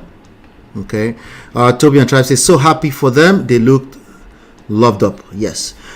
All right. So what another thing I want to point out here is this. It's like a weird subconscious surprise thing that comes with the fact that we're human beings. See, I don't want you. Here's what I'm trying to say. I don't want you to be surprised. You see, Nigerians, we practice religion with ignorance, but it's a true ignorance. It's not willing. It's not willful ignorance. It's not that, oh, I'm just going to like Nigerians. When Nigerians feel, when they are playing from a place of sanctimonious, holier than thou place, they're not doing it intentionally to oppress your own sinful. I know you're a sinful person, so they're not doing that to oppress your sinfulness. They mean it. Okay, they're truly ignorant to. I know it's kind of weird. Like, who doesn't know they have flaws, right? Nigerians, they kind of, they're not sure. Okay, it's ignorant, but it's not willful ignorant. It's like, what am I trying to explain though? It's not willful ignorant, but it's like it's not thinking too. It's not I think I'm ignorant. It's not I know I'm ignorant. It's pure ignorance. It's like, you see, when life has shown you shege in terms of poverty, in terms of spiritual warfare. Spiritual warfare is another angle entirely. You know, just like they will see you jealous right in front of you, they'll call it spiritual warfare, right? Everything is spiritual, in my opinion, but they have a selected pieces of event of life that are super spiritual, and they like to highlight those as spiritual. Why? Because when they highlight those as spiritual, you then automatically you become less spiritual than them. You get I don't know if you guys get what I'm trying to get at here. You don't get it, no? You get it? If you don't get it, forget about it. Not yet. There's something I'm trying to say here. So when Nigerians say, as a innocent, fine girl like Mrs. Bliss, Mary Bliss now, right? So you like prick. And like, it's like that lady that was just talking would like to believe that there are human beings that don't like prick, right? That they're just so innocent, they've never thought about it. They're just getting married to just be kneeling down in front of altar every day and pray. You're too faithful to fail me. That's to just sing that all day long. At first, they were surprised that the girl knew how to dance. Remember how she captured Moses Bliss? Remember she was dancing and the guy, Moses Bliss, like, Dubai. The scripture says he who finds a wife does what? Finds a good thing. But they were surprised that Moses Bliss, Holy Spirit singer, will suddenly recognize a fine girl. He did. At some point, he's like, this girl is Ghanaian. What happened to the rest of us Nigerians? You're a racist. Why did you go to Ghana? It's another problem. So now it's 10 months. It's like 10 months. 10 months. 10 months. Did you do it before? Why so sudden? You are just a straight shooter. They have something to say. They have something to say. But anyway, I'm looking at the comments here. Let's see what the comment says. Somebody said, I don't find this funny button. 1,700 people don't find it funny. When someone is jobless, well, content creation is a job, especially in Nigeria. Anyway, somebody said, I love how the comment section understands the assignments. Okay. Another person said, are they married? Yes. Mind your biz. Where your picking, papa? They're dragging the lady. I didn't mean to drag out, but anyway, they're dragging her. Jokes aside, this is an insult. It's not that deep. She's saying you like prick. You know, like prick. Oh, see, I told you the ignorance is subconscious, is deep. What is the big deal? What is the big deal? What is the big deal? Lighten up. Oh my God. It's not a joke. Why? Because you would like to believe you're sanctimonious. Exactly what she's talking about. I don't think she said anything insulting, but congratulations to them. Somebody said, where people be buying their audacity from? The social media. She's married. Yes, she like her husband's prick. Now that's a person that gets the joke. Why can't you just say that and keep it moving? But I get it. Sometimes people are like, okay, there's a child that somebody just had a child. Why are you making fun? Why are you trivializing that? Why can't you just say congratulations and keep it moving? I don't know. Maybe because these are also special people. Moses Bliss is a superstar, is a rock star. People celebrate him in weirdo ways sometimes, you know. Forget cruise. One thing about you Nigerians is that you overwork your brain on issues that's none of your business. Okay, forget the statement the person just made too, which is also contributing to it.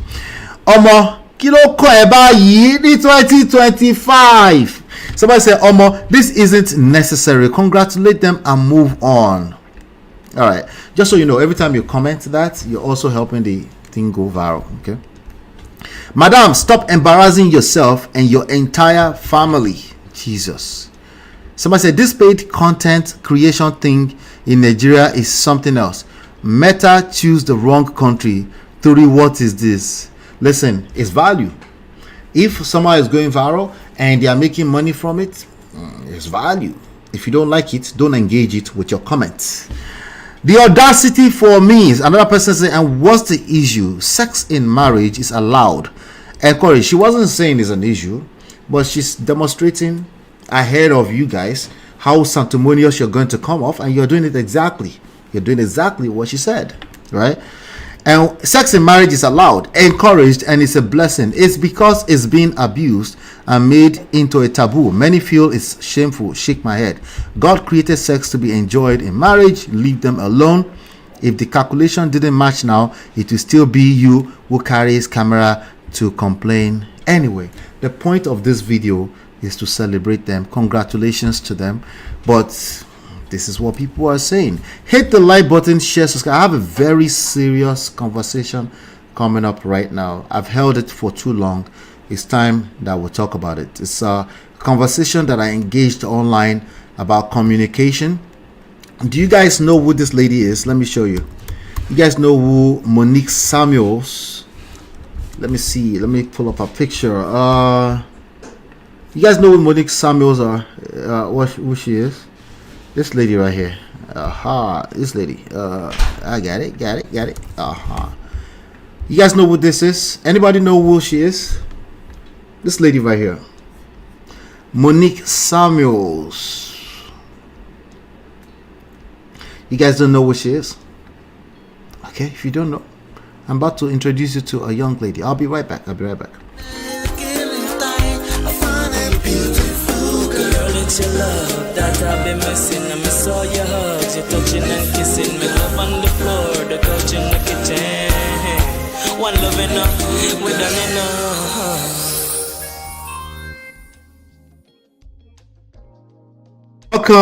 Welcome. Hit the like button, share, subscribe. We're talking about Monique Samuels.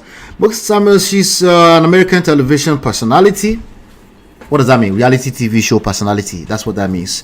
She's a cast member of The Real Housewives of Potomac and Love and Marriage DC. I remember that. She's a 41-year-old young lady, right? She was married from 2012 to 2023 to a man, a former athlete, Chris Samuels, right?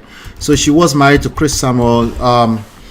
My wife was heavy on Housewife of Atlanta. Actually, I think she is. I kind of left her to it. So for a while, we canceled our cable. It was pointless. We canceled our cable, and we didn't watch for a while. But she found her way back to. She has what do you call it, Paramount? She has a subscription with Paramount now, and yeah, she has a subscription with Paramount now, and she's still watching them. But me, I no longer watch Housewives or anything. It's no time. But I used to sit down with her and just chill with her and just watch it. So back then, we watched Chris and Monique Samuels. This is Chris right here. So Monique Samuels right here. And yeah, so reality TV show star. But he was an athlete. Actually. They were married. Okay. But recently, she was featured on Dear Future Wifey with Lataris, right? And I didn't watch the full thing, so pardon me if there's anything that is taken out of context, but there's specific conversations that I want us to have around a clip that came on social media, particularly around communication in a marriage between husband and wife and things like that. There's another video that I saw not too long ago where I'm going to describe it. Let me try to describe it. This lady was passing by the living room, and the husband is sitting on the couch, you know, like to the side. You know, some people say you're going to mess up the couch. Can you sit properly and stuff like that? But the guy sat like that. He sat to the side like that, right? It's the husband. She walked by and said, "Can you please sit properly?" The second time, the lady said, "Can you sit properly?" Right? The third time, she basically just yelled at him, was extremely disrespectful to him, and she was like, "You can't do that, you know." And then the guy was like, I'm sorry. And I saw, sadly, a lot of women were relating with the fact that sometimes when you have to repeat yourself so much, they were relating with the frustration, and they didn't really call out the behavior. They didn't call out behavior. and I had to make a statement. I'm going to try to see if I can find that statement that I made on the comment.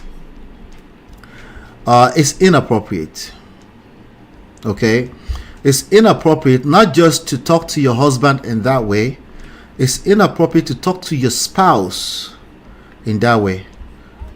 Funny enough, I found it. I was browsing around as I was looking for it, and here we go. I found the video. So we will talk about Monique Samuels. We want to talk about respect for, yes, particularly your husband. It carries a heavier weight, but in general, it's really just respect for your spouse. Like, it's just respect for a fellow human being. Like, how much more a person you're married to. That's what I'm saying here. But to be frank here, I am talking about respect for your husband.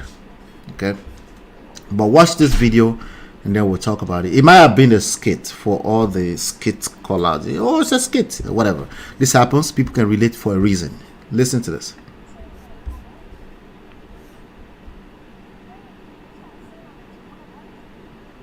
Babe, can you stop sitting on it? You're gonna break it. I'm gonna have to refresh, guys. I'm gonna have to refresh because you guys probably can't hear that. I'll be right back. Your love that I've been missing. I miss all your hugs, your touching and kissing. Me love on the floor, the couch in the kitchen. One love enough, we done enough.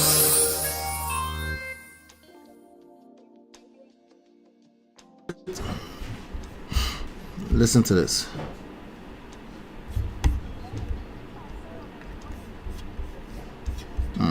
Hold on a second.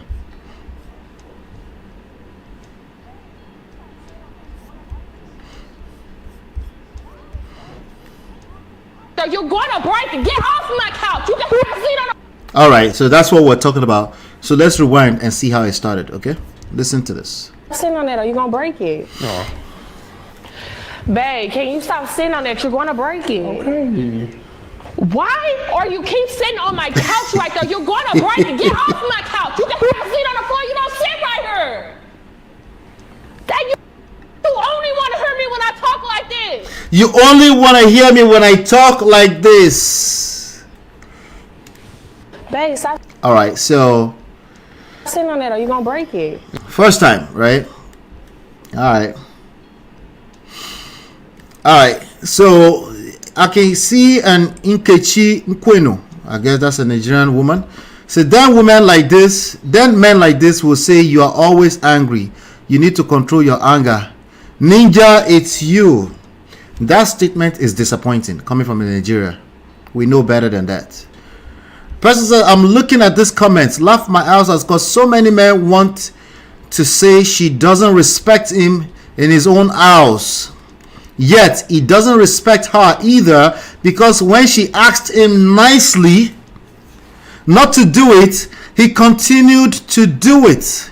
Men want to talk about his peace at home, and what about her peace when she's trying to make the house a home?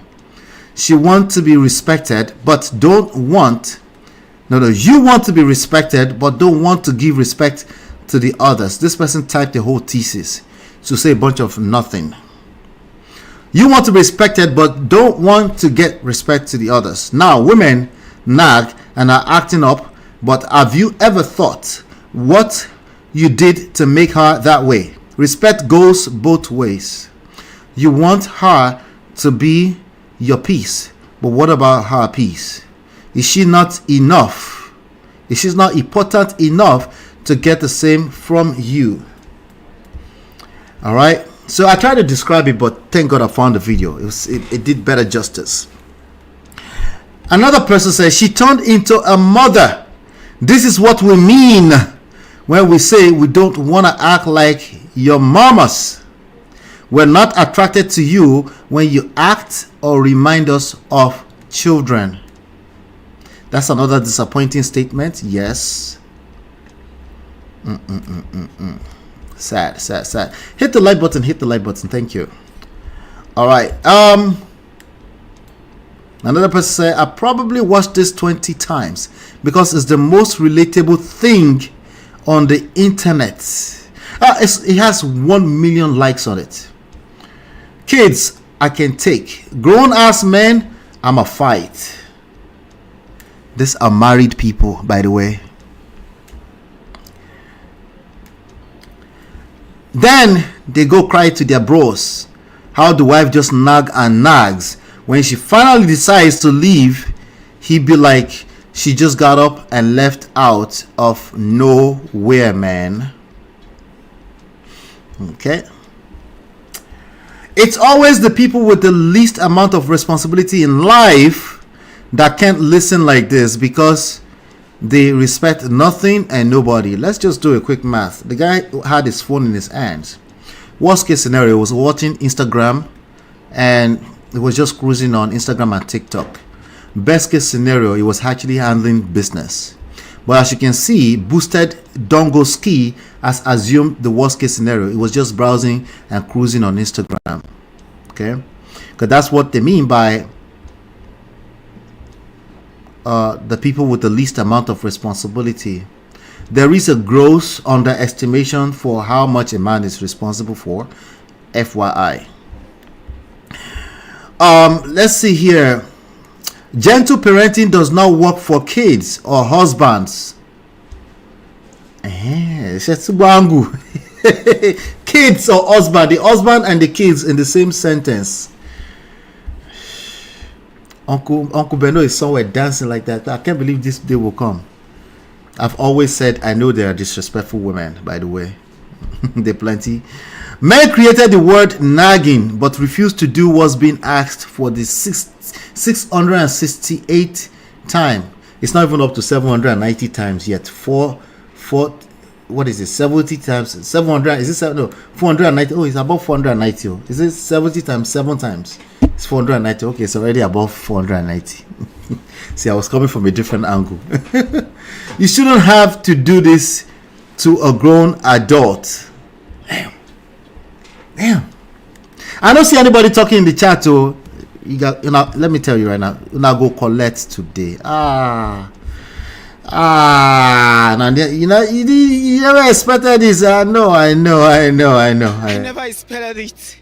No, you're gonna go collect today. Sorry. It's inappropriate behavior, ladies. These statements are disappointing. You can do better. What did he do? He sat on the couch to help. Your couch. And your couch here on da. Listen to me carefully. When you try to gentle spousing don't work either. LOL.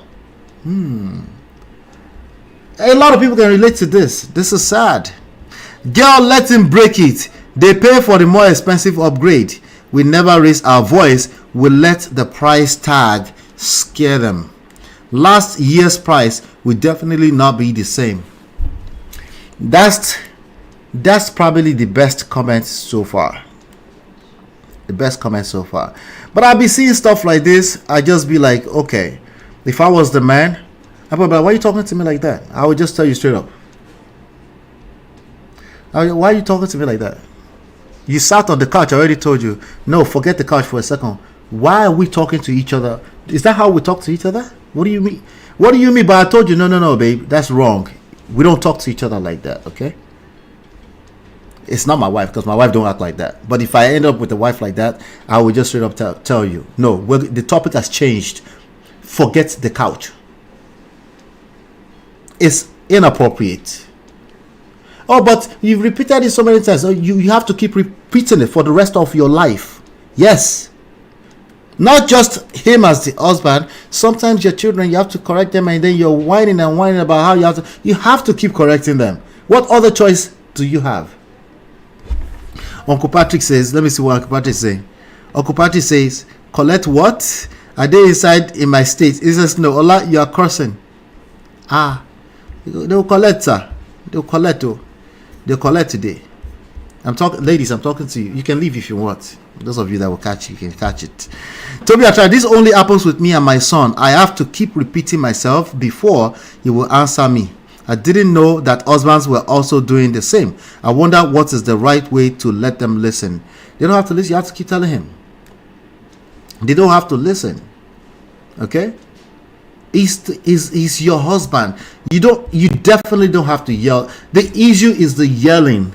The way she yelled at him because of couch, no, it's inappropriate. Let me see if the statement that I made any difference. It's really just about tone. Okay, it's really just about tone, babe. How do you talk? It's how you talk to your husband that we're talking about right now. We're not talking about what you said. Like I said, to hell with the couch. Or whatever it is we're talking about. Anyway, this is what I had to say. I had to be politically correct. But actually what I'm talking about is talking about your husband. Okay? Gentlemen, you talk to your wife this way, you're mad. You can't talk to your wife in that manner. How much more a wife to a husband? Anyway, the statement I made that you should never speak to your spouse, husband or wife like that is disrespectful, is rude. The couch should rather break. It's nonsense. That's what I said. Okay? But guess what? I got 2 likes here. I'm going to put 1 more like on it. I got 3 likes. But look at this. If you're wondering why marriages are breaking everywhere, it's not because of what you said. It's because of how you talk. It's because of your emotional intelligence. You're more concerned about what you said as opposed to how you said it. You're more concerned about the tangibles as opposed to the emotions you provoke inside another human being with respect to how people are socialized. Yes, a husband and a wife are 2 different things. They're not equal in any respect. And you knew that. That's why you married a man. Because if you did not know that, you will not marry a man. You will not marry a man. So you know exactly what we're talking about here. If anything, you're just going to be disingenuous about the conversation. It's inappropriate for anybody to talk at their spouse in that manner, no matter how many times you have to repeat yourself. The topic has changed. Repeat it for as long as you want to stay married to that person. Keep repeating yourself. And no, please do not put your wife or your husband in the same statement as your kids. They're not equal. Those are children. Those are children. And even with children, you have to keep repeating yourself. Get used to it. Add some grace to yourself, and especially to the children. You have to repeat yourself, repeat it. Take a deep breath, repeat yourself, correct it. Keep making the correction. Stop looking for overnight fixing of a correction. The older they are, the more they've built bad habits. Bad habit is part of life. You don't like it, express yourself with words. But no, don't yell at the top of your lungs. If you do, you see that man was scared, he kind of ran away, whatever, right? It's going to be worse than that. So again, speaking of tone, let's get back to tone. You guys will not like this segment, but it's okay. All right? Go think about this. It's how you speak to your spouse that I'm talking about. Okay? I drag men here for that all the time. You don't talk at your spouse and put them in the same sentence as your children. Did I repeat myself? Yes, because I have to keep repeating that. So back to Monique, not Monique. Back to Monique, right? Let me play this video for you. And the conversation got very long. Well, I thought it was longer, but it looks like it's only 13. Maybe the culprit has deleted their comments. I don't know if that's possible, but let's see. So she was on Dear Future Wifey podcast, right? And this is what they said. I want to know if you did the same thing in a relationship where you don't verbalize how you feel early on, and it just stacks up on each other, and you have this big explosion. Yeah, so in the relationship, no. Okay. I always expressed. I expressed too much at certain points. And then I had to like calm it down, and then I had to learn how to work on my delivery. That's what I had to work on how I handle my delivery, right? She's making a good point, right? How I work on my delivery. She had to express herself. It's not good enough that you express yourself. You should express yourself. How you express yourself matters more than you expressing yourself. That's what she's talking about here. So that's a lot of credit to her already.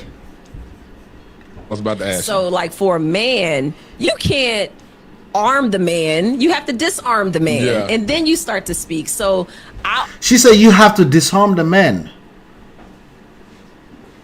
What does she mean by that? But she says you can't arm the man. Harm the man. Disarm the man. Interesting. Let me see here. Ita, shout out to Ita. Say, hello, brother. My brother is asking if her fiance didn't post her on his status to wish her happy birthday. Does that mean there's no genuine love? Wait, what? That's a whole different conversation. That's a loaded question. I don't know. I don't know where your fiance is from. I don't know if your fiance in their culture, if they don't even do social media. Some people are just not social media like that. We don't know. We're gonna need to know a little bit more about if they used to doing that, they didn't do that anymore. It's not about genuine love. It's about they are clearly not feeling the relationship at this point. The relationships in the bar space at this point. If they used to do it and they stop, yes, that would be a red flag. If they never did it before, it doesn't tell us anything. Sorry. Shout out to Ita. I've seen that name somewhere before. I don't know where I've seen that name before. Anyway, let's keep going with Monique. Always approached him. I got to a certain point where I mastered it, and I said, I know how you used to do it first. Oh, so she's going to try to demonstrate that. She got to a point. She said she mastered how to, her delivery. How I used to do it. Talk to me. You don't do this. You don't do that. Talk to me in real time. Like in real time. Talk like to me. You don't show up for me in the way I need you to show up. I asked you this. I didn't like how this situation went down. You never do this. You always do that. Like, good point. Multiply that by 10,000. I just showed you an example of it. Listen, the reason why your complaint is authentic, nobody's ever going to question that. How you feel is valid. Whatever it is you're complaining about is valid. Right? You want to invalidate it? Talk like that lady I just played. Okay? Just be outrightly disrespectful. Then it becomes invalid, because now we're not talking about that anymore. Why are you being disrespectful? Right? So she used to, anytime you find yourself, you never did this. First of all, you're exaggerating, because there's no such thing as you always, you never. There's a good chance, if anything, you don't understand how to play from a place of gratitude. GPS, gratitude, purpose, self. You don't know how to operate from a place of gratitude. It's not just you.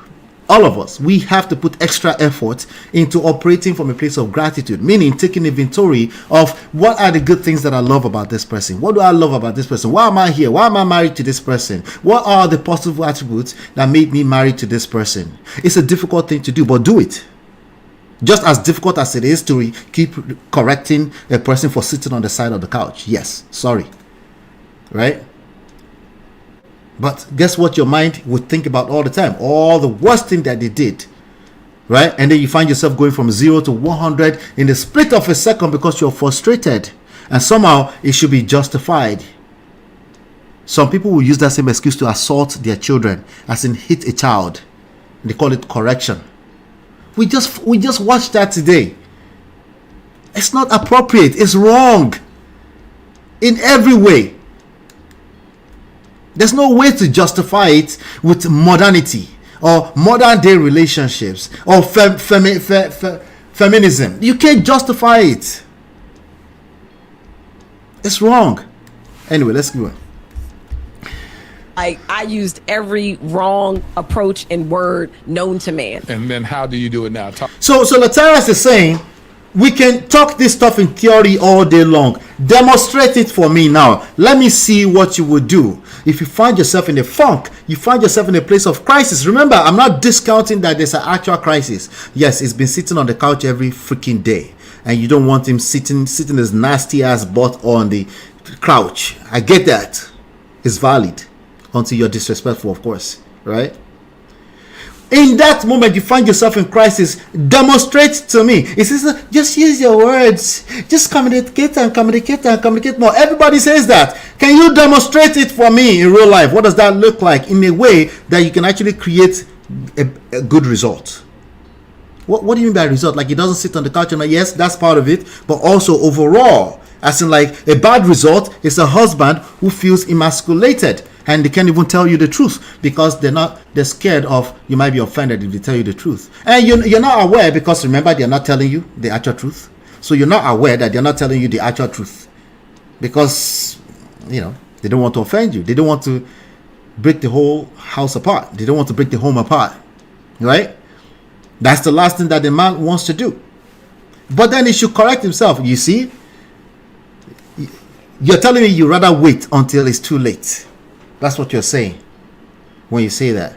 I'm telling you, because I'm not your husband, I can tell you, right, that what the results that you see by the time people end up in divorce has been happening long before that. It doesn't mean that your husband is perfect. So let's stay focused on this topic. I'm talking about how you talk. Demonstrate communication. It's easy for anybody to throw communication everywhere. Communication is a cornerstone. Demonstrate what that looks like, particularly when you find yourself in crisis, not when everything is rosy and good. Particularly when that person has offended you. Demonstrate communication. Let me hear it. Let's have it. Talk to me. And then it turned into, I really appreciate how you show up for me in these instances. I admire how you're being a father in these instances. I really value your insight and your input when I'm talking about this, that, or the other. But there are a few areas where I really would appreciate if you could meet me a little bit better. If you could come to me a little bit, more gracefully in how you correct my tone. If you can approach me in a different tone. So she was correcting tone. So how you're correcting tone, and then you said, "Now you never helped me. You never did this for me. You always nasty to me." Right? You're trying to correct tone, but you're using the wrong tone to correct tone. Right? So everybody they like good delivery, especially women. You guys know that delivery is a major deal for you, right? A way that's a little bit more loving, so that I don't get guarded and then I'm barking back at you. So now my approach is, I'm going to honor you and show you that I really appreciate you and come to you in a loving way, so that you don't automatically put that wall up before I can get to what it is that I need. In 11 years.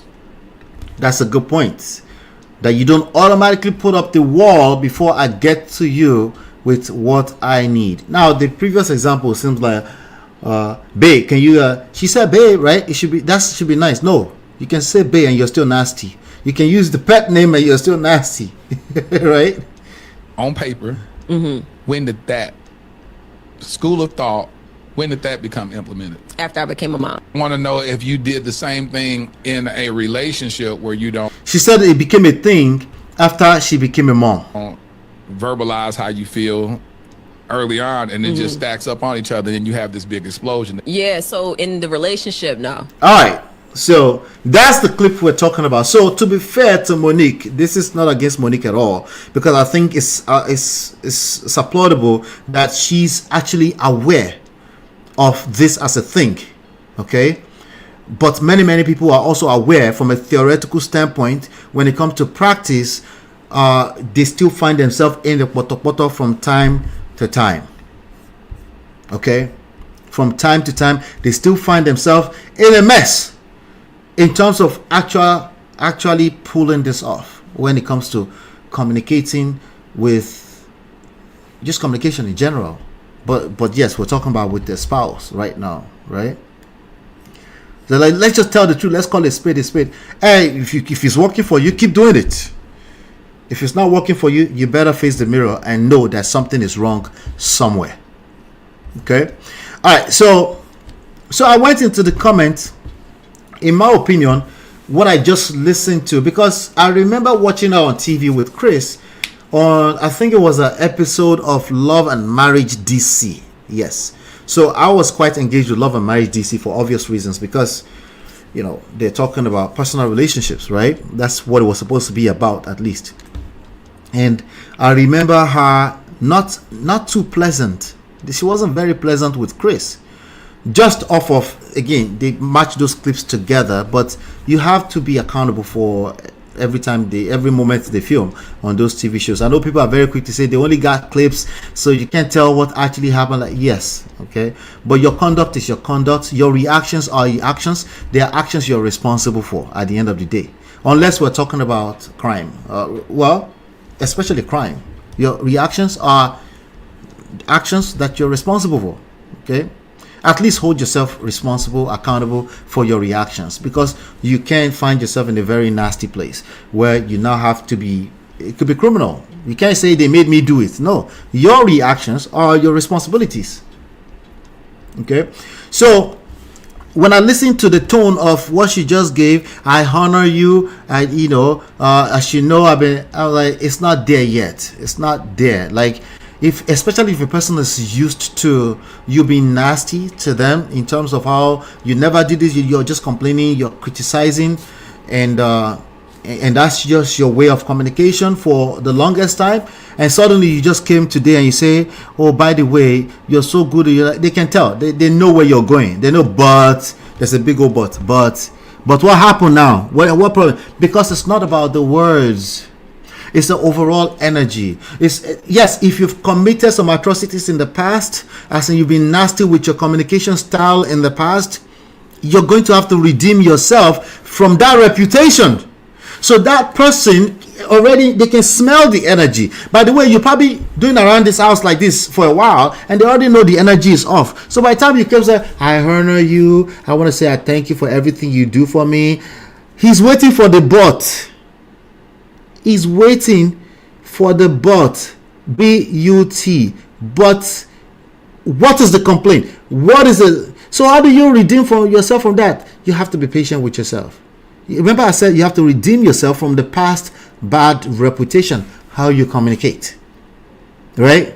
So you can't just try for 2 weeks and say, but I tried that, it didn't work. Oh yeah, it never works for them. Gentle parenting don't work. Which kind of parenting have you done in the past that you say gentle parenting? What is gentle parenting? Does that mean that we're not smacking our children by the side of the head? Is that what you mean by gentle parenting? Or we're talking about you should be patient with how you parent. Is that gentle parenting?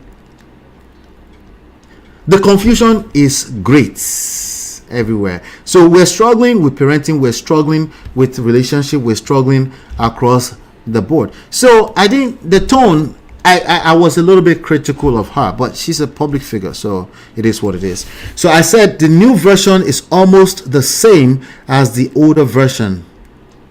She's still talking too much, and she's calling it communication. Energy is still the same. You can come to me and say, I honor you, but I can hear it that you're about to say but, and you're about to complain about something, right? So I said the energy is still the same. It's still CCC, criticizing, complaining, and condemning.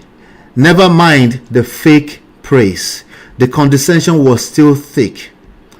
So I said that, and the comment section did not like that. They didn't like that, Now, it's possible that they're just diehard fans of Monique. I get that as well.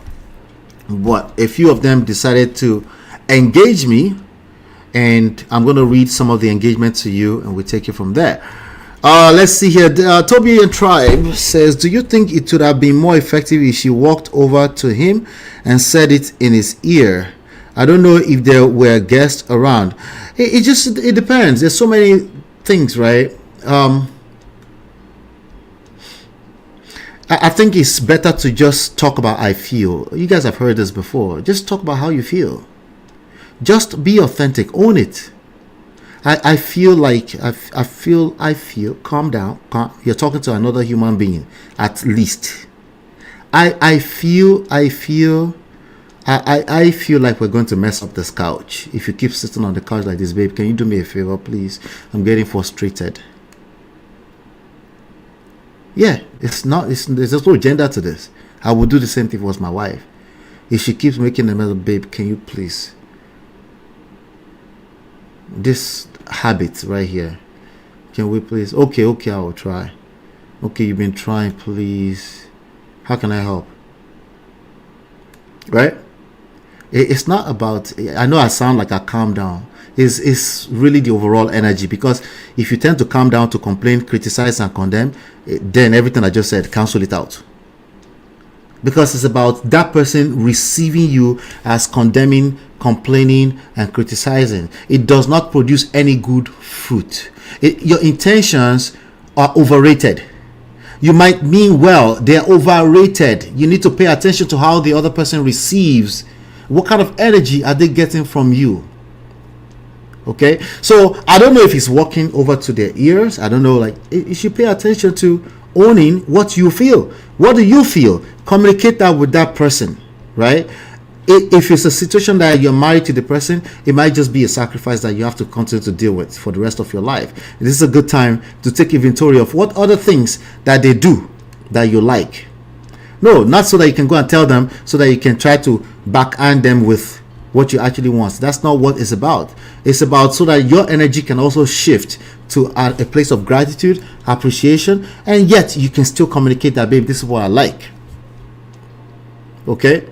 That's what it's about. It's not about the particulars, the tangibles, that it must be a specific about. There's nobody that has it all. There's nobody that will have it perfect. Ever. It's not going to happen. It doesn't exist. It's not real. It's not real. So after you've done the inventory of what you like about them and what they are doing right now that you don't like so badly that you feel the need to yell at them, after you've done that, if it's net negative, leave. If it's net positive, you already know what to do. Appreciate it. So you calm down. And it doesn't mean you can't communicate what you feel. Focus on how it makes you feel. Stop making it about you're the victim and they just want to intentionally hurt your feelings. Focus on what you feel. Own it. I feel that when you do this, it makes me feel like in that angle, in that direction.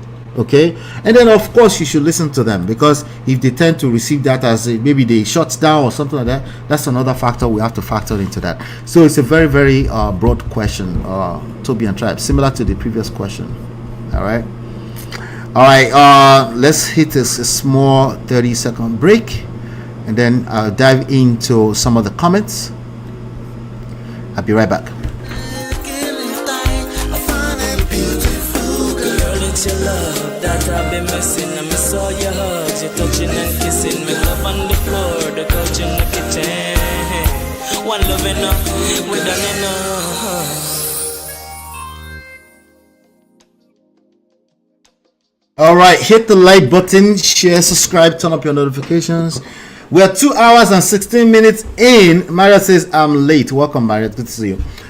All right, so now let me go into some of the comments. So a couple of people did not like the comment, so I'm going to read the comments, and then hopefully you get some lessons here. Really, the lesson here is a couple of things. The specific tangibles, the specific you sat on the couch is because you did this, they don't matter most of the time. Okay, if it matters that much, just leave. Okay, what matters is the energy, the overall energy that you're creating when you are expressing yourself. Okay, oftentimes there's a disconnect between your intentions and the energy that you're creating, and it's your responsibility to pay attention to that. Okay, now on a normal day, I would say the man is a leader. He needs to listen to you. He should still listen actively and understand what's going on. Frustration can happen. We are human beings. Nobody's perfect. Okay, he should still actively listen to his wife and find out how he can help mitigate it. Is overall the leader is responsible for everything, but you're also responsible for your own life as an individual, as a human being, right? And if you notice that somebody has a bad habit, right, you too can take the initiative and say, this is a bad habit, we'll keep working at it. And you don't have to be disrespectful. You don't have to hit your kids because you are frustrated. That is your frustration that you need to own and learn how to work and navigate that. And that's the first step, and that will help everything else. After you've assessed that, you still feel the need to hit your kids or yell at another adult like they're a child, then if it's working for you, then so be it. It is what it is. Consequences in life, right? But this is what we're talking about today, right? So some lady came for me. She said, I'm okay. Let me pull up the whole thing. I need to pull up the whole thing. All right, so remember my comment was the new version of what she said is also almost the same, because I'm like, if you come at me and you're saying all the things you like only to end it with a but, with a big old but, and then you still complain, criticize, I know your energy. I'm married to you. I know the difference. Okay, for me, I know better. I will probably just understand my wife is frustrated and I need to help her. Okay, but everybody's not going to be lucky to have quote unquote Ola, who will just, no, you're not. You might not be lucky, or you might be lucky in other areas of life, and this is the area where you need to give into that relationship, right? So the The new version is almost the same as older, still talking too much. When you talk too much, you will tell on yourself. Basically, it's the truth always, right? Calling it communication. People that talk too much, they tend to call it communication. They are communicating. Energy is still the same. It's still CCC. Criticizing, complaining, condemning. If you don't know what those are, you need to read the book, How to Win and Influence Friends. Okay? You need to go and read that book and read it with your heart. Read it with an open mind. Don't go in the book and say, I disagree with this. It's not about your agreement. Go there and read it with an open. It's a 100 years old book. I think it was written in 1936 by Dale Carnegie. Okay, somebody can help me put that in the chat. So if you don't know what criticizing, complaining, condemning, and what it looks like in real life, it's not when you agree that you're criticizing, condemning, and complaining. It's when the other side receive it as criticizing, complaining, and condemning. That's when you need to pay attention. There won't be any need for you to pay attention if it's all about you defining it. The other person receiving it gets to define it, right? So I said, never mind the fake praise, the condescension was still thick. So somebody came for me and said, Mellysa, you sound like someone that wouldn't be able to receive it no matter how it's presented. And those are the worst kind of people to be in a relationship with. They think their shit never stinks. By the way, there's a lot of people that come here that I think my shit never stinks. Actually, it stinks. It's very nasty. If you come over my house next time, I can maybe leave the door open small. Okay, that's nasty. But you get the gist. My shit stinks too. Okay. All right. So clearly, that person is speaking from a place of emotions, and I understand it. Again, like I said, some people are just diehard fans of Monique. So the only thing they can do is to get defensive. Getting defensive, that's another angle, right? But let's keep it going, right? So that person said that, and I replied, I said, it's okay to have an opinion. What is your opinion about non-verbal communication? Right? So instead of me tackling them back, I just asked a question, right? Now, questions can be received as condescending by people who are already defensive. It's okay too. It's normal human behavior, right?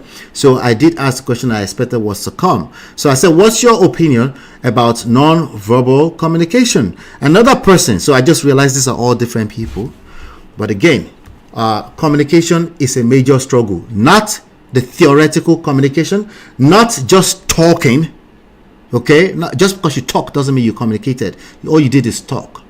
Okay, it's about making sure that the other side receive what your intentions are, and you actually produce good energy, you produce good results after that conversation. And at that point, you can claim you know what communication is, right? How are you going to do that if you lack active listening skills? You can't, because you don't know what you're talking to. You're just talking. You don't know who you're talking at. You don't know what kind of energy you're talking to. You don't know what need you're trying to speak to.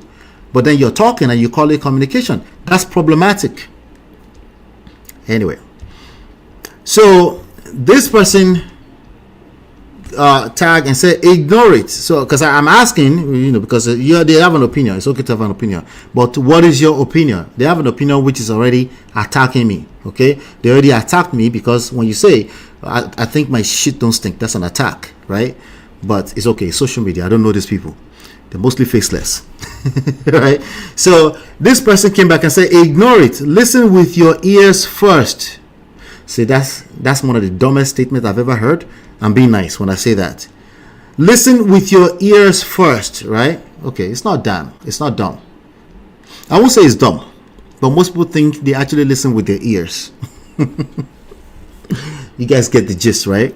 They actually think they're listening with their ears, as opposed to they're listening with everything. Their trauma, they're listening they're listening to the body language, they're listening to the energy, they're listening with their preconceived notions, they're listening with their confirmation, they're looking for confirmation. They already have what they think is right and wrong, and they're only looking for anything that aligns with it. Anything that doesn't align with that, they will attack it instantly.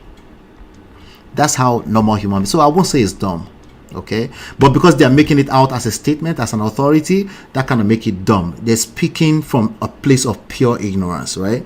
So it said, listen with your ears first. Some people are physically expressive that could be misinterpreted. Okay, so now if you end up with a wife or a husband, right, who are using their words but you don't like the energy, I would say maybe listen to this person's advice, because you're just responsible as well, right? Maybe listen to what they're trying to say, right? But you might feel some type of way, you feel disrespected, If you feel disrespected long enough, your feelings will take over, because feelings and emotions are nobody's mates. And that's the point I'm trying to make with this whole lesson right here. All right.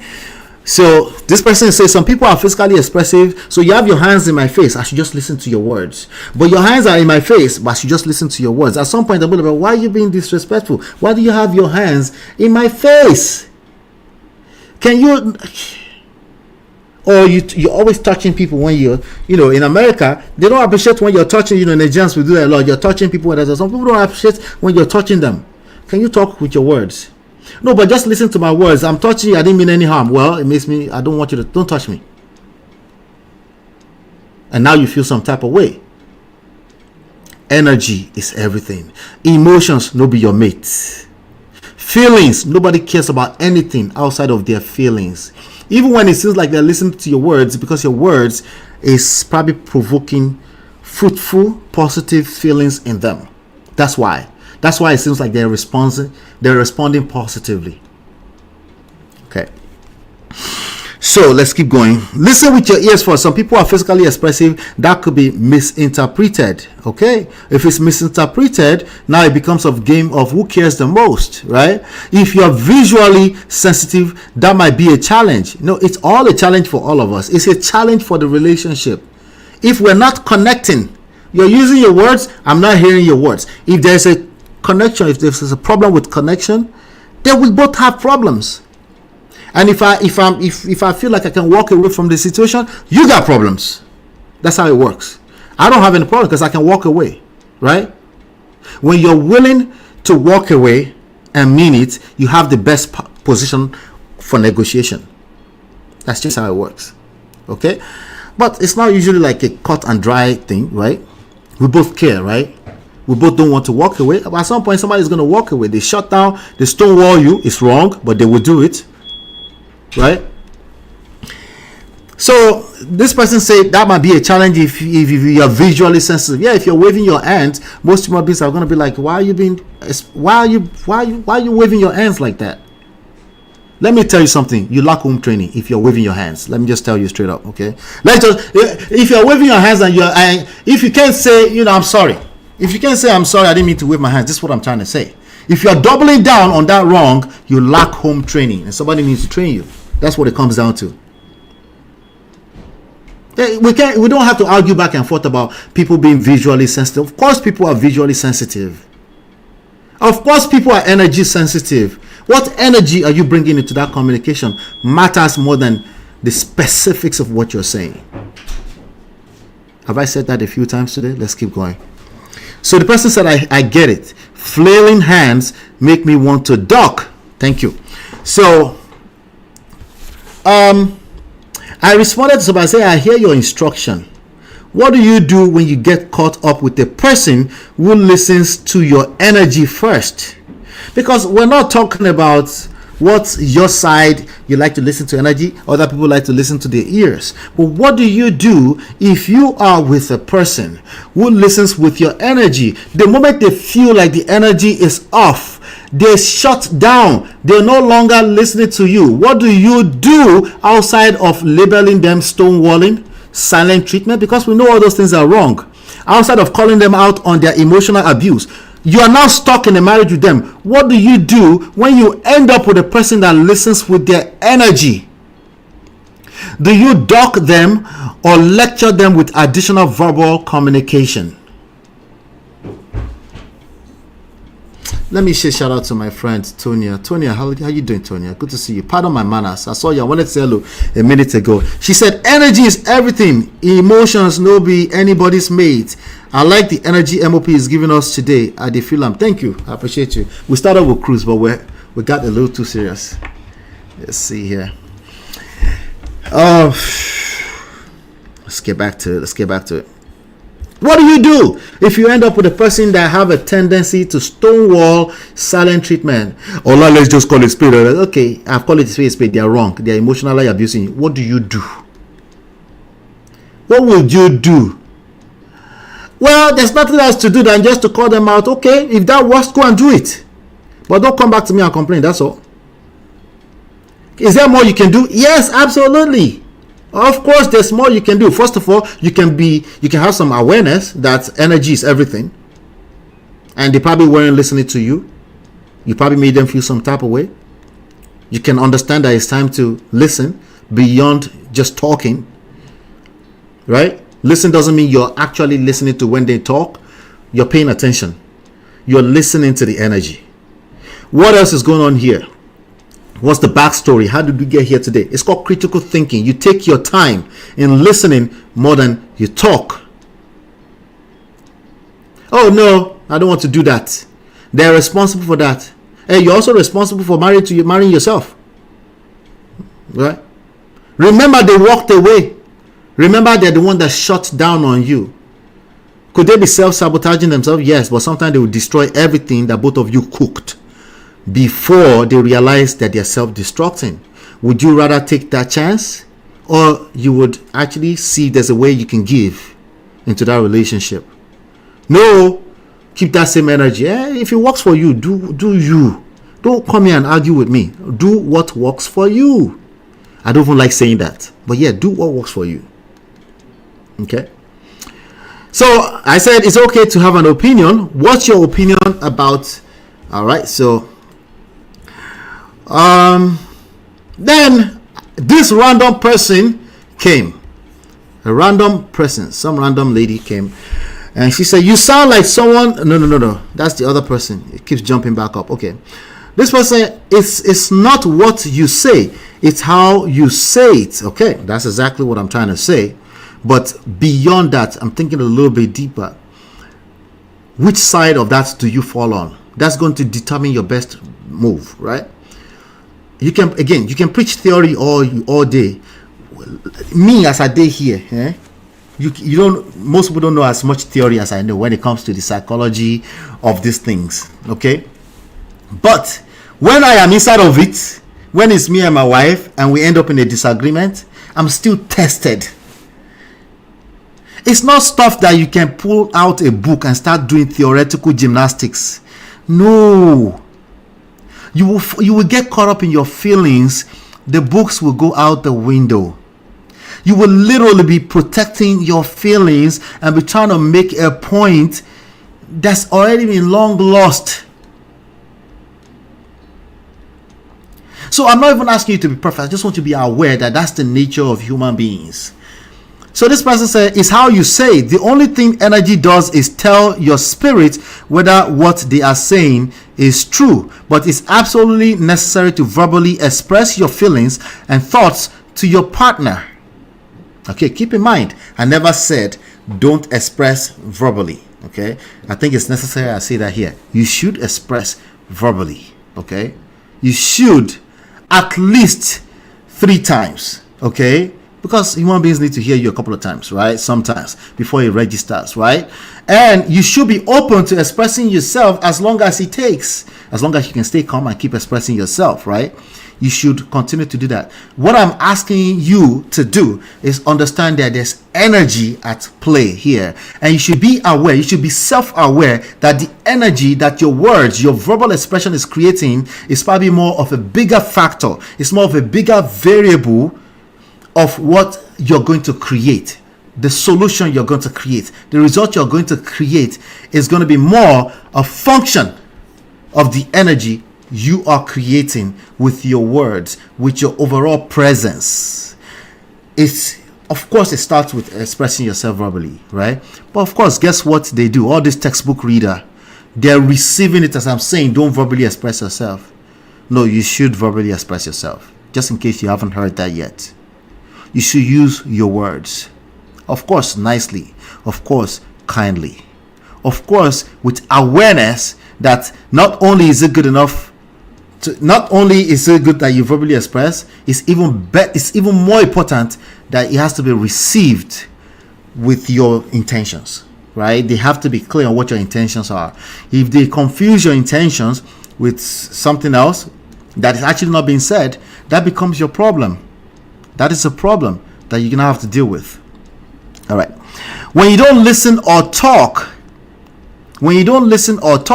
it makes it too easy for someone else to step in and do what you want. Keep thinking is criticizing, complaining, and condemning. See, all it takes, if I'm in a relationship with you, all it takes for this communication to be discombobulated is that I think you're criticizing and condemning and complaining. That's all it takes. Okay? As in, like, it literally cancels out your positive intentions. Okay? If I feel some type of way when you talk to me, even your intentions are great, your intentions, they go straight, you know where? In the poto.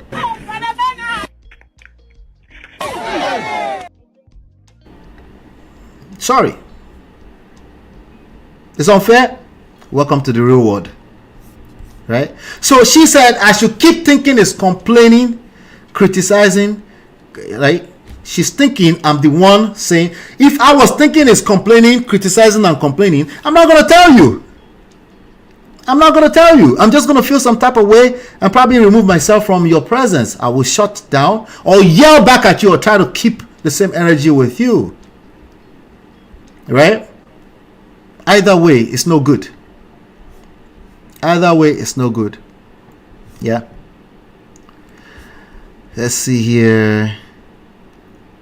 So she said, keep thinking is criticizing, complaining, or condemning. One day you look around and wait to hear that voice and it to be gone. Your parents do the same thing when you're growing up, but you don't get rid of them. Now, here's the thing. There's actually some good lessons there too, right? If you're the one that tend to be extra sensitive, this would be a good lesson for you.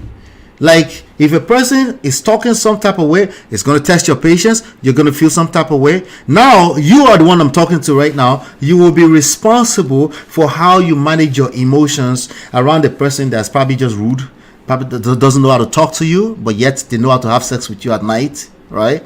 It's difficult, but that's the difficult part about it. They might not be real. They're probably arguing like a coconut head here, and they're not realizing that they are doing that to you. But if you have enough in you to realize that, hey, I care about this relationship, let me calm down. Let me hear what they're trying to say. After you've heard what they have to say, and if you validated, and then you can bring up the conversation that, hey, I kind of would appreciate if you talk to me a little bit better. I feel, I'm just letting you know, I feel some type of way when you talk to me. I feel as though, maybe that's not your intention, I feel as though you're just always criticizing. Always, you're exaggerating. That's how it feels. That's how it feels. That's how it feels. Well, that's your problem. You're always sensitive. These are the issues. Now, one side is probably too weak to withstand, and then they end up in divorce court, and they say, I read all the books, it didn't work. You never practiced nothing. You didn't practice. You were doing Osho free all over the place, and you did not practice. Okay? Anyway, so she said, your parents did it. Our parents did it. That's our parents. Okay. By the way, our parents also had moments when they get caught up in their feelings. The same principles are true in their own era. How it shows up might be different, but the same principles are true. They got caught up in their emotions sometimes. They overreacted sometimes. They fixed it sometimes. Somebody was a leader. Somebody was a leader of a village and was able to bring people together and manage the emotions and get people to sort things out. The same principles have always been true. But of course, people have to argue with their destiny. So I responded, I said, I don't disagree with any of that. Because honestly, I don't. That could be a lesson for another person. You should not be overly sensitive and you're interpreting everything as criticizing. You can interpret it, but make sure you're able to bring yourself into a space where you can communicate your feelings. Own your feelings, communicate the feelings. Don't make it about you being a victim and the other person. Because you're having sex with them. Then you're not the victim. Okay, I want to be careful with saying that. You could be a victim, but in this topic, if it's about communication, you're not the victim. You need to learn how to communicate. Don't be overly sensitive. Own your feelings and express yourself. This is how you feel. Learn how to facilitate a good communication piece, and stop running around town talking about communication like it's some kind of just talking. Most people literally define communication as talking. They are all wrong, all of them. Okay. All right, so I said I don't disagree with any of that. What's your opinion about non-verbal cues? Right, non-verbal cues. I didn't say non-verbal cues are right or wrong. I said, what's your opinion about them? That it's non-existent. I wanted to know, are you saying they don't exist? Is that what you're saying, or irrelevant to the conversation? I wanted to see. I'm just trying to provoke their thoughts to think, but they got more overreactive, which I understand. It's social media. We don't know each other, right? The person, instead of them answering the question, which again, most human beings do that, they get defensive instead of actually answering the question. I will probably do the same. If I feel like you're being condescending, I'll probably do the same.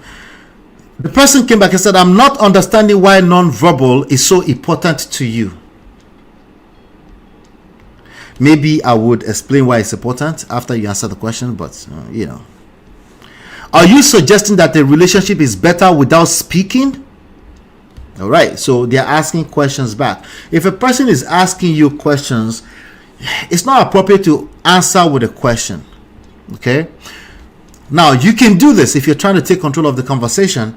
You can answer it and then ask your own question, right? If you're trying to claim that you know how to communicate, you should first of all answer that. Give your nuances to how you answer that. This is why I think that. Now, why do you bring that up, right? And of course, you have to be polite about that, right? But when you get caught up in your emotion, you can do exactly what she's doing, right? Attack that person's character, attack their person even though you don't know them, right? And then go back to the same mute point that you're trying to make. That's what they did, right? Are you suggesting that a relationship is better without speaking, or are you saying she shouldn't speak as a woman? Okay, this is the point where some people say that's misogynistic. Yeah, believe it or not, some people have read or heard something that I say, they say it's misogynistic. I said, maybe. But it's not relevant to what I'm saying. Obviously, you're not listening to what I'm saying, right? So, are you or your spouse physically challenged and unable to talk? That's a personal attack. If not, your inquiry is concerning. All right. Now, these people that talk like this, they claim to be very intelligent, okay? Maybe they don't claim it, but essentially that's what they're demonstrating. They might be intelligent, as a matter of fact, but definitely emotional intelligence is no, it's zero, okay? Because the first thing you do is, when you don't know the person, you make it about the conversation. You don't get emotional, all right? So I now said, the point is made. Active listening is 80% of effective communication. I'm talking about your own side that you're responsible for. I'm not talking about what the other side is doing. Okay? If you're actively listening for 80%, that means the other person is talking, obviously, right? Maybe not that obvious. If you're actively listening, that means the other person is expressing themselves somehow, some way. Maybe they're not even talking. Maybe they're just acting out all over the house, right? But you're able to stay calm and understand that I need to understand what I'm dealing with. Active listening before I try to express myself or give anything towards anything I don't understand, right? The point is that you try to understand what is going on. That's what active listening is about. You try your best to understand as much as you can, right? It doesn't mean you know everything, but you will at least actively listen. You'll be proactive about listening to what else is going on beyond that person, meaning to criticize, complain, right? That's your part that you're playing right now. Because I guarantee you, criticizing, complaining, and condemning will happen in every relationship. Particularly from a place of how you feel. This is just how you feel. It's not accurate to think that's just everything. That's just how you feel. How you feel is a function of so much more than what you're hearing. But everything that led to that point, maybe you have resentment against that person before today. It's a part of how you listen or hear, as they put it earlier on. Right? So, I said, if all it takes is speaking, we wouldn't be having this conversation. If you struggle with listening, you are a terrible communicator, and it gets worse the more you speak. Actually, you're grossly overrating speaking. Now, I understand she might have taken this as personal attack. I was talking in general, as a matter of fact. The person came back and said, "What point have you made? You're attacking me, about someone being quiet. I didn't mean to attack. I could see how she received that now. You see, when you talk too much, you can obviously attack another person, right? But this is social media. That's what happens. You're attacking me about someone being quiet while expressing themselves and the partner understanding. You have to have some personal connection to why this bothers you so much. And that has nothing to do with me. And I still stand on what I said, regardless of how gross it seems to you. I wasn't talking to her, but oh well. You proved my point instead of making your own by including a stat that wasn't cited. Okay, all right. I generalized 80%. I was using the Pareto's principle. But anyway, I said, I think you like me. The answer is no. Thanks, but no thanks. So I left it at that, right? And then she goes, I'm secure in who I am, and so is my other half. Your joke to avoid validating the ignorant point you thought you were making has still gone unanswered. What you're doing now is called avoidance and manipulating energy. So she's diagnosing me.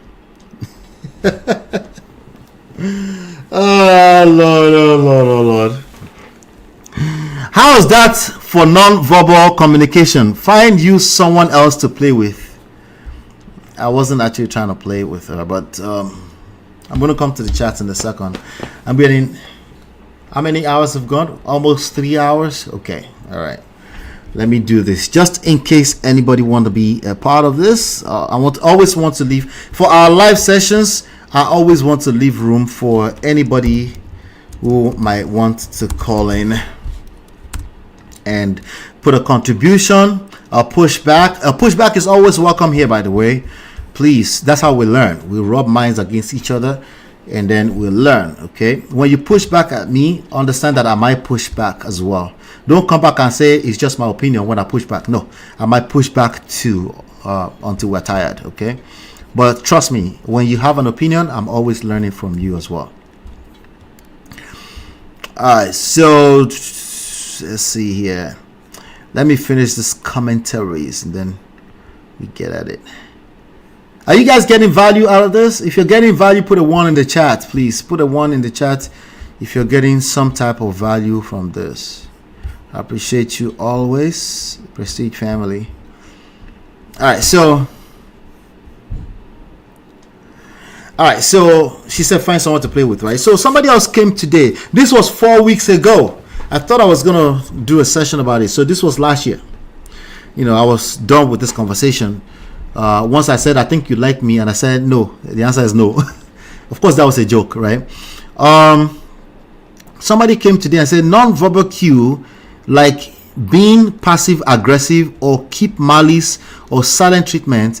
I don't think those are effective in the long term, and it breeds resentment. Verbal communication is 80% of effective communication, like you said. I guess she was trying to say active listening. Why focus on the other 20%?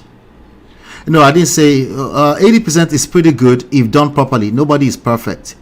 All right, so I did say 80% active listening, not effective communication. Active listening comprises most effective communication means you've actually taken the time to understand what you're speaking to. That's what we mean by active listening, right?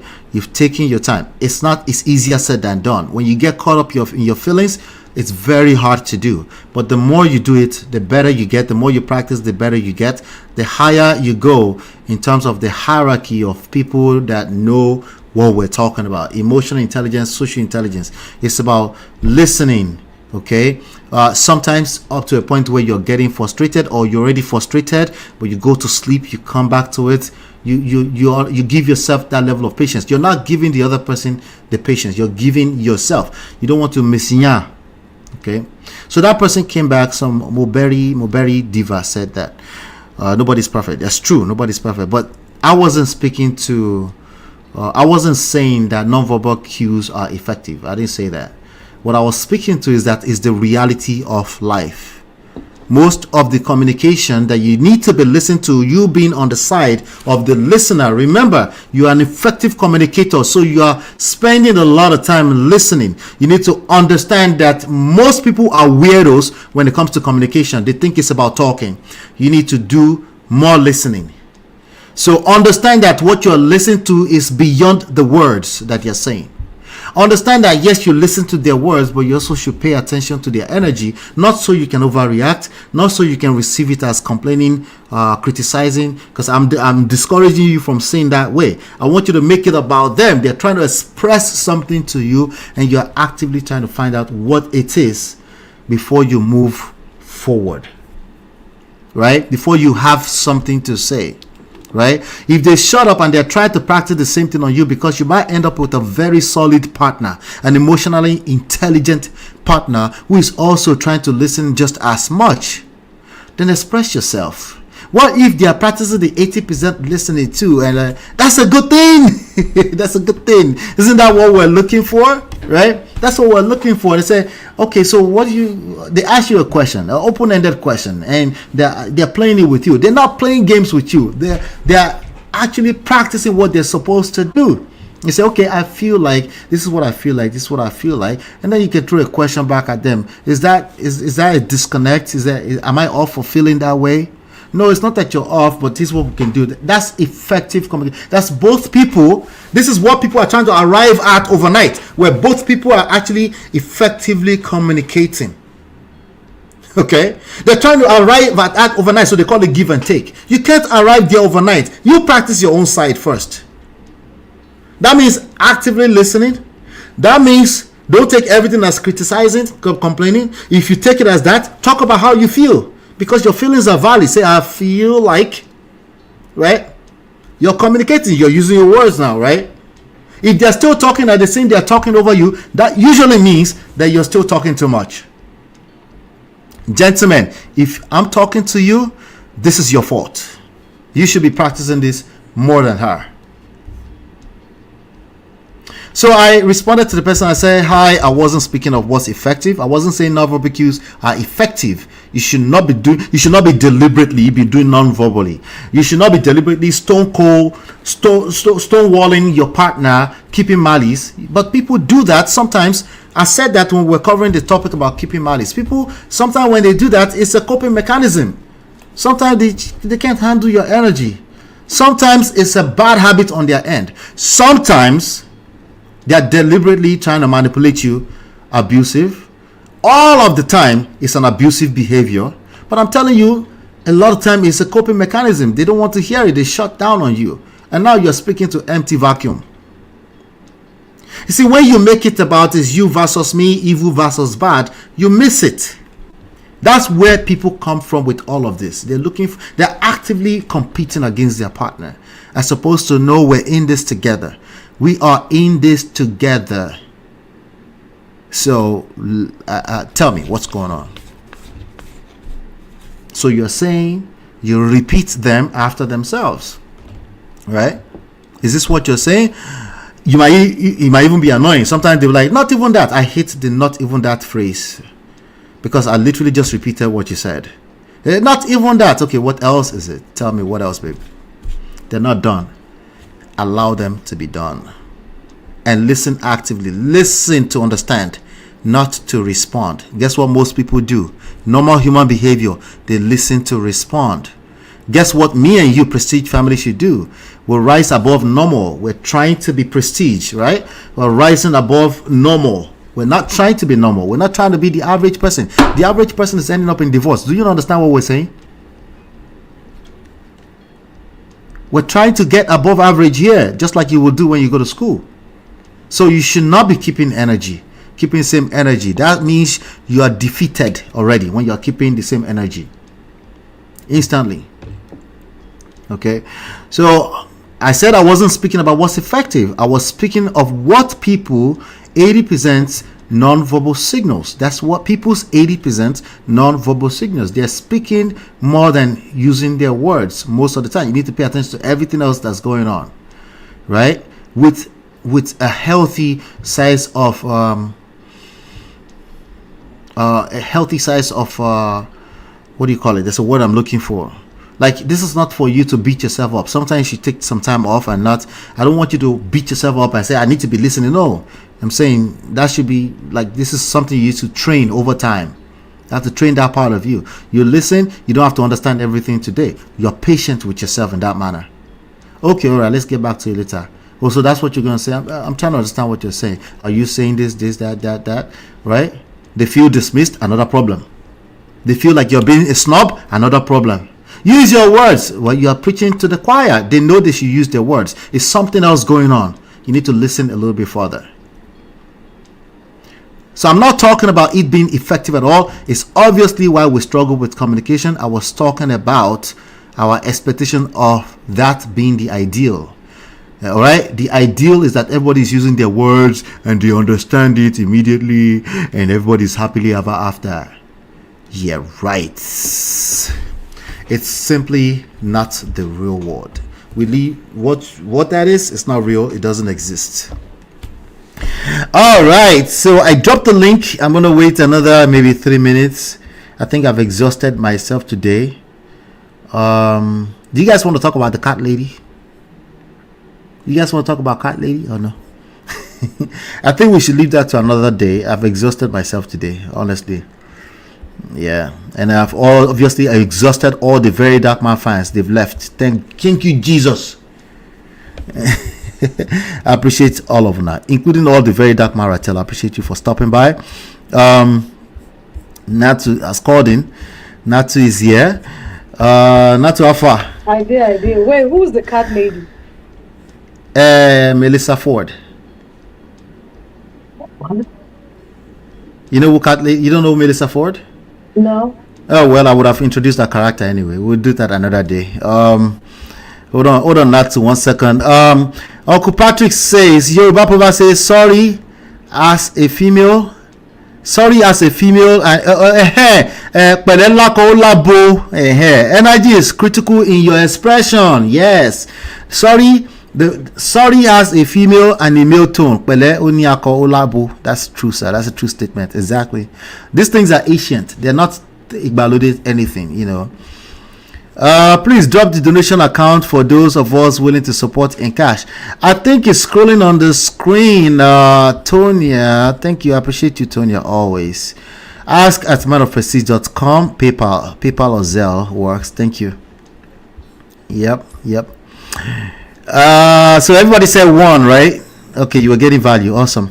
All right. Thank you. Of course. This is another master class today. It is. We're 4 minutes away from 3 hours. I didn't mean it to be. I was going to catch cruise. You know that I was very. This 2025, you are bringing it forward too. You are going to catch cruise and you got in your feelings and you started master class. Exactly, you get it. I get it. You know. My goodness. Yeah. I did get in my feeling, but that was the feeling that was provoked. No, it's a good feeling. It's not a bad. Yeah. It's we need to do better. Yeah.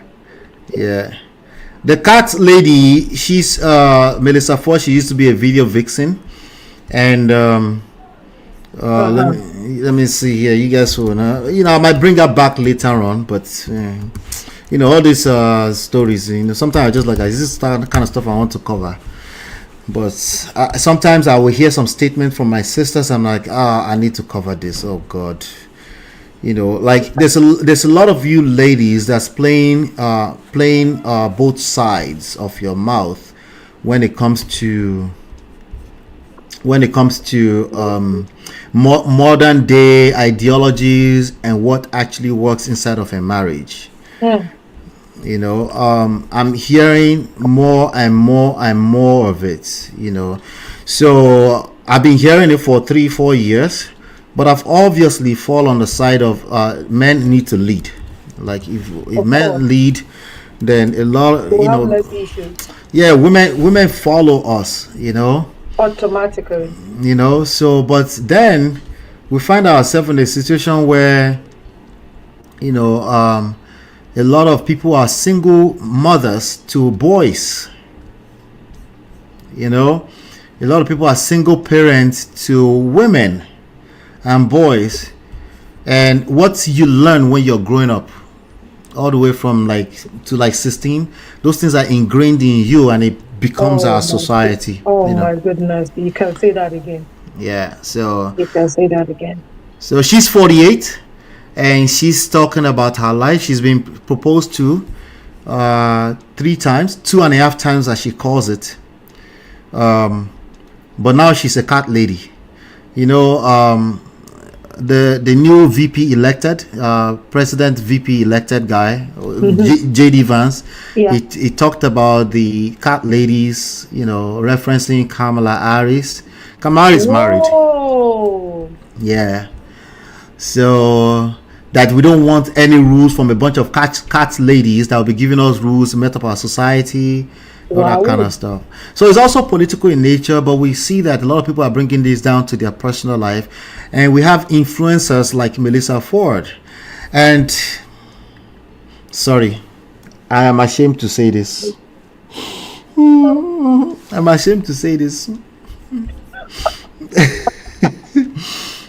It used to be only Tony Braxton I would admit to. That was my crush. Let's have it. Let's have it. Let's have it. But Mellysa Ford was one of them. She's still one of them. You will collect. She's still one of them. You will collect. This girl fine die. She is fine. You know. But she's 48, never been married, no children. Oh. There was a time she had a massive accident that they had to operate on her skull and stuff like that. Yeah, but she's a podcaster now today, so she does tell her story. She's been engaged 2.5 times. What in the world is the 2.5 times? Let me see what she said about the first half time. I think the half time was her first boyfriend that the whole family really liked. So in her head they are engaged. And in her head it was you know how the family liked this person, and the person never really popped the question, and you know, but when she left the dude, and she basically, the guy was out of town and she packed her load one night and just left. Because she was walking around the house and she found a box of ring. The guy was about to propose, so she saw that, and she was having a difficult time breaking up with the guy in the first place, essentially. So she saw that box of engagement ring, and then as soon as the guy went out of town, she just packed all her stuff and left. So because she had to. Want to be engaged. She didn't like the guy. Oh. She didn't like the guy like that, you know, but the whole family loved the guy. She thought the guy was a good guy. So the second time, I think she was already in the industry heavy. She was cheating on that guy. One of the guy was a very nice guy, and the guy was like, what would be your wildest fantasy? Mm-hmm. And she was like, a menage a trois. She said, a threesome. Yeah. Said, hey, and the guy was like, hey, are you saying, do you have a particular person in mind specifically? And she said, your best friend. Ooh. Now, she said the guy handled it graciously. The guy just found it fun, like oh, that's crazy, you know. Yeah, that's a lie. Go think about that. Yeah, so I guess the guy at some point proposed. Again, it's Mellysa Ford, don't forget. Okay, so she was in the 90s. She was on every magazine, bikini, everything. So let me just say this real quick, right? Yeah. If you know you don't have the capacity to take some things, don't ask some questions. I'm serious. I can't ask my wife what's her wife. I can ask my wife now. Okay, you're right. You're right, though. I should be ready for anything once I ask it. Because you don't think you know the answer at the top of your head, because you don't know people's mind. Yeah. That's why that lady is surprised that church people got married yesterday and are having a baby today. Because how the church, because in your mind you think that they'll just go to the room and be praying. Yeah. Or they not be wood. Are you serious? They probably didn't do anything since they were dating, so they were waiting to get married. So they got married, and look, I know one of my friends that the day her marriage, on her 9th anniversary, she had a baby. Yeah, that's easy. I mean, if you're married, you're married. I don't care if you had as far as I'm concerned, I don't care if you had the baby 8 months into the marriage. I don't hold on to such things So yeah, myself. if you know you're not capable, you're a jealous person, don't ask some questions. Don't even Yes, sir. ask some ex questions. What did you guys do? Mm-hmm. But you're gonna hear stuff. Yeah. And then you're gonna be like, Yep. So going on, you're making me already do the cat lady stuff now. So this is it right here. I'm not going to talk ever about it again. You know. They say, Sister Natu, thanks for. Let me pull it on the screen. Hold on. So Sister Natu, thanks for helping us get the gist out. You're welcome, Black Diamond. So yeah, she's obviously she's half white, half black. Her father, she's a Canadian. I think she's from Toronto. You know what Toronto is, right? From the Toronto. From their Drake's village. Yeah. So that's the mother. She's a white lady. So she's 48 years old, and I think the mother died of cancer. Oh. You know. Yeah. So yeah, I'm still saying, even just looking at her pictures, I'm like, whoa, she's still hard. But anyway, she's a cat lady, and she's not your influencer. Ladies, listen to me carefully. If you're listening to this, Mellysa Ford is not your mentor. She's a fine woman. She's still my crush. Leave her alone, jejely. I beg. Emopu, let me burst your bubble. Yeah. This new generation of people, you can't tell who their mentor is, because if you see some people's mentor, it's paint that will just catch you.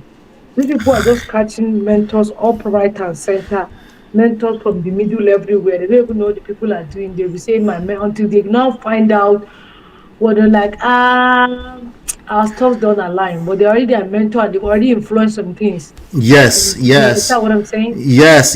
So the influencing go beyond what you're willing to admit to. There's some rhetoric that you're listening to that you resonate with that can potentially destroy your chances of your own happiness. I'm not saying my happiness, so yours, you know.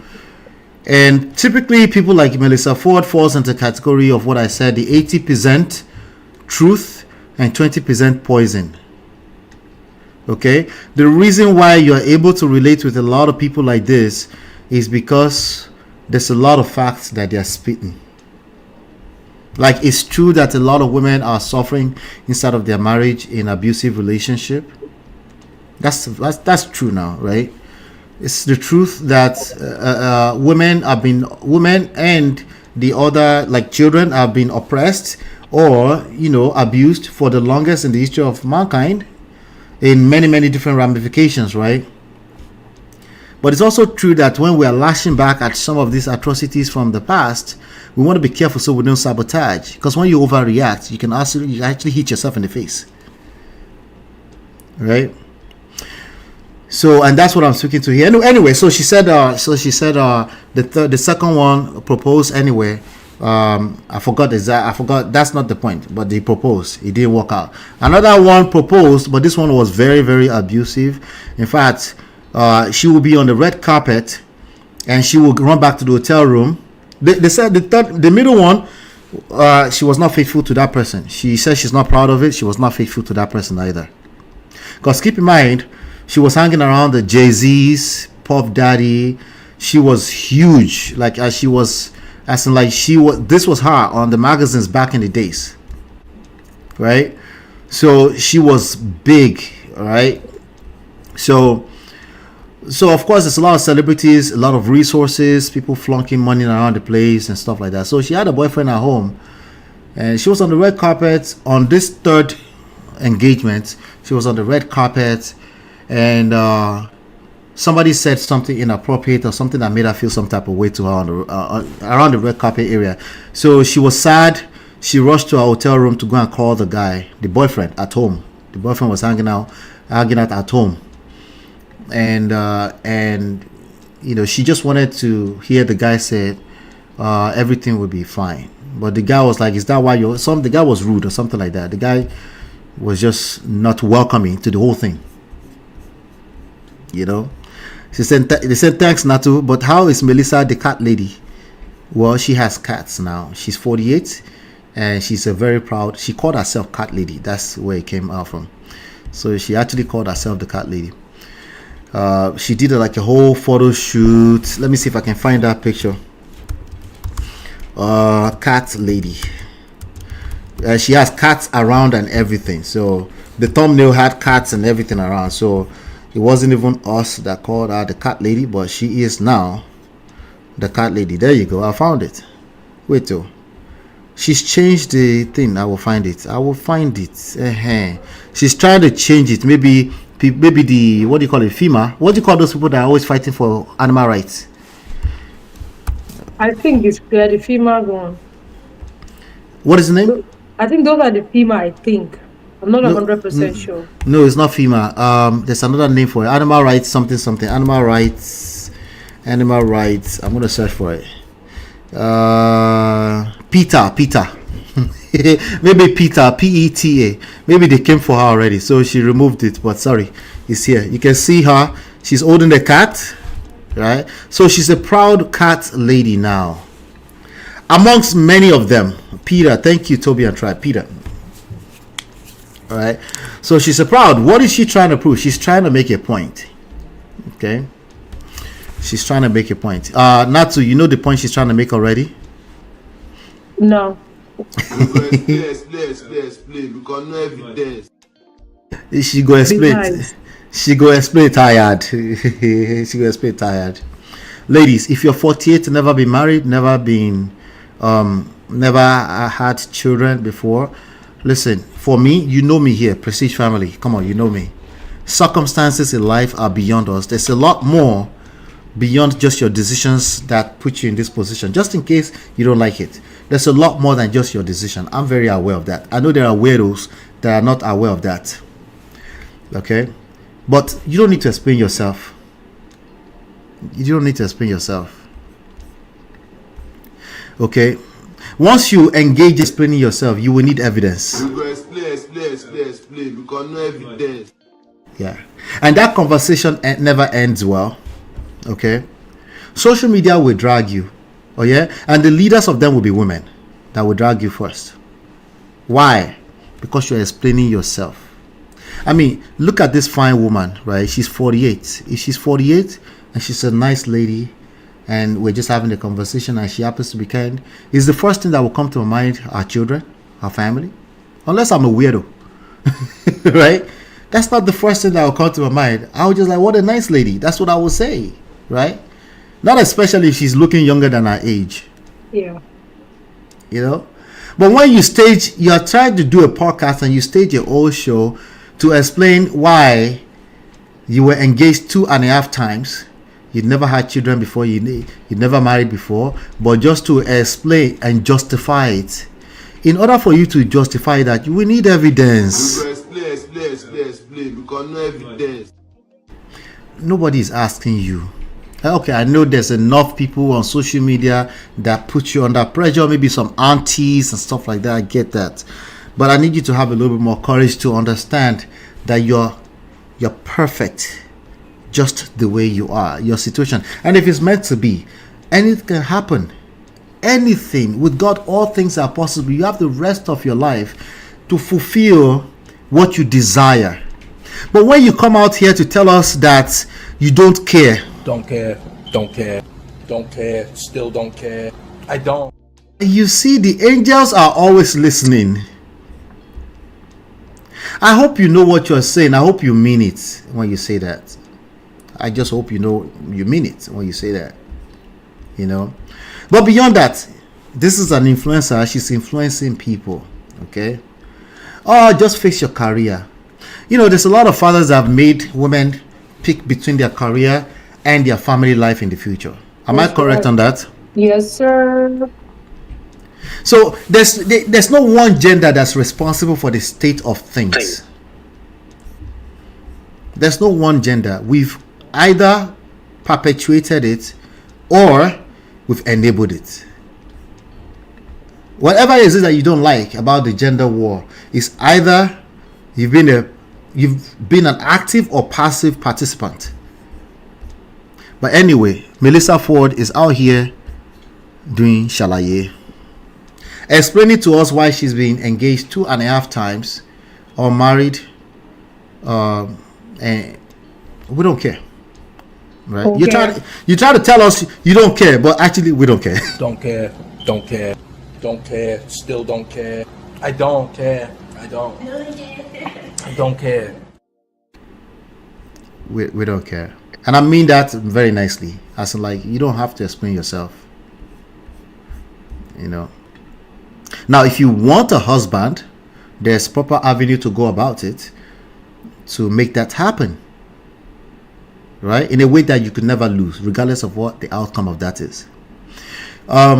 If you want a companionship, shout out to Dr. SHERYL, who has been preaching about companionship, right? There are ways to make that happen. I don't subscribe to that. Wait. He's what? Is Dr. that biblical? I don't like what he's preaching, but it is what it is. Dr. SHERYL has been preaching about companionship and making it okay. I said, you don't have to make that okay. People are already doing it, okay? But I don't think it's okay to encourage that people should be shacking up. I think people end up hurt. That's what happens. That's what I'm about to say. Yeah, people end up hurt. Yeah, they can say, we made it. We are just mature enough. We don't really want marriage. It's a lie.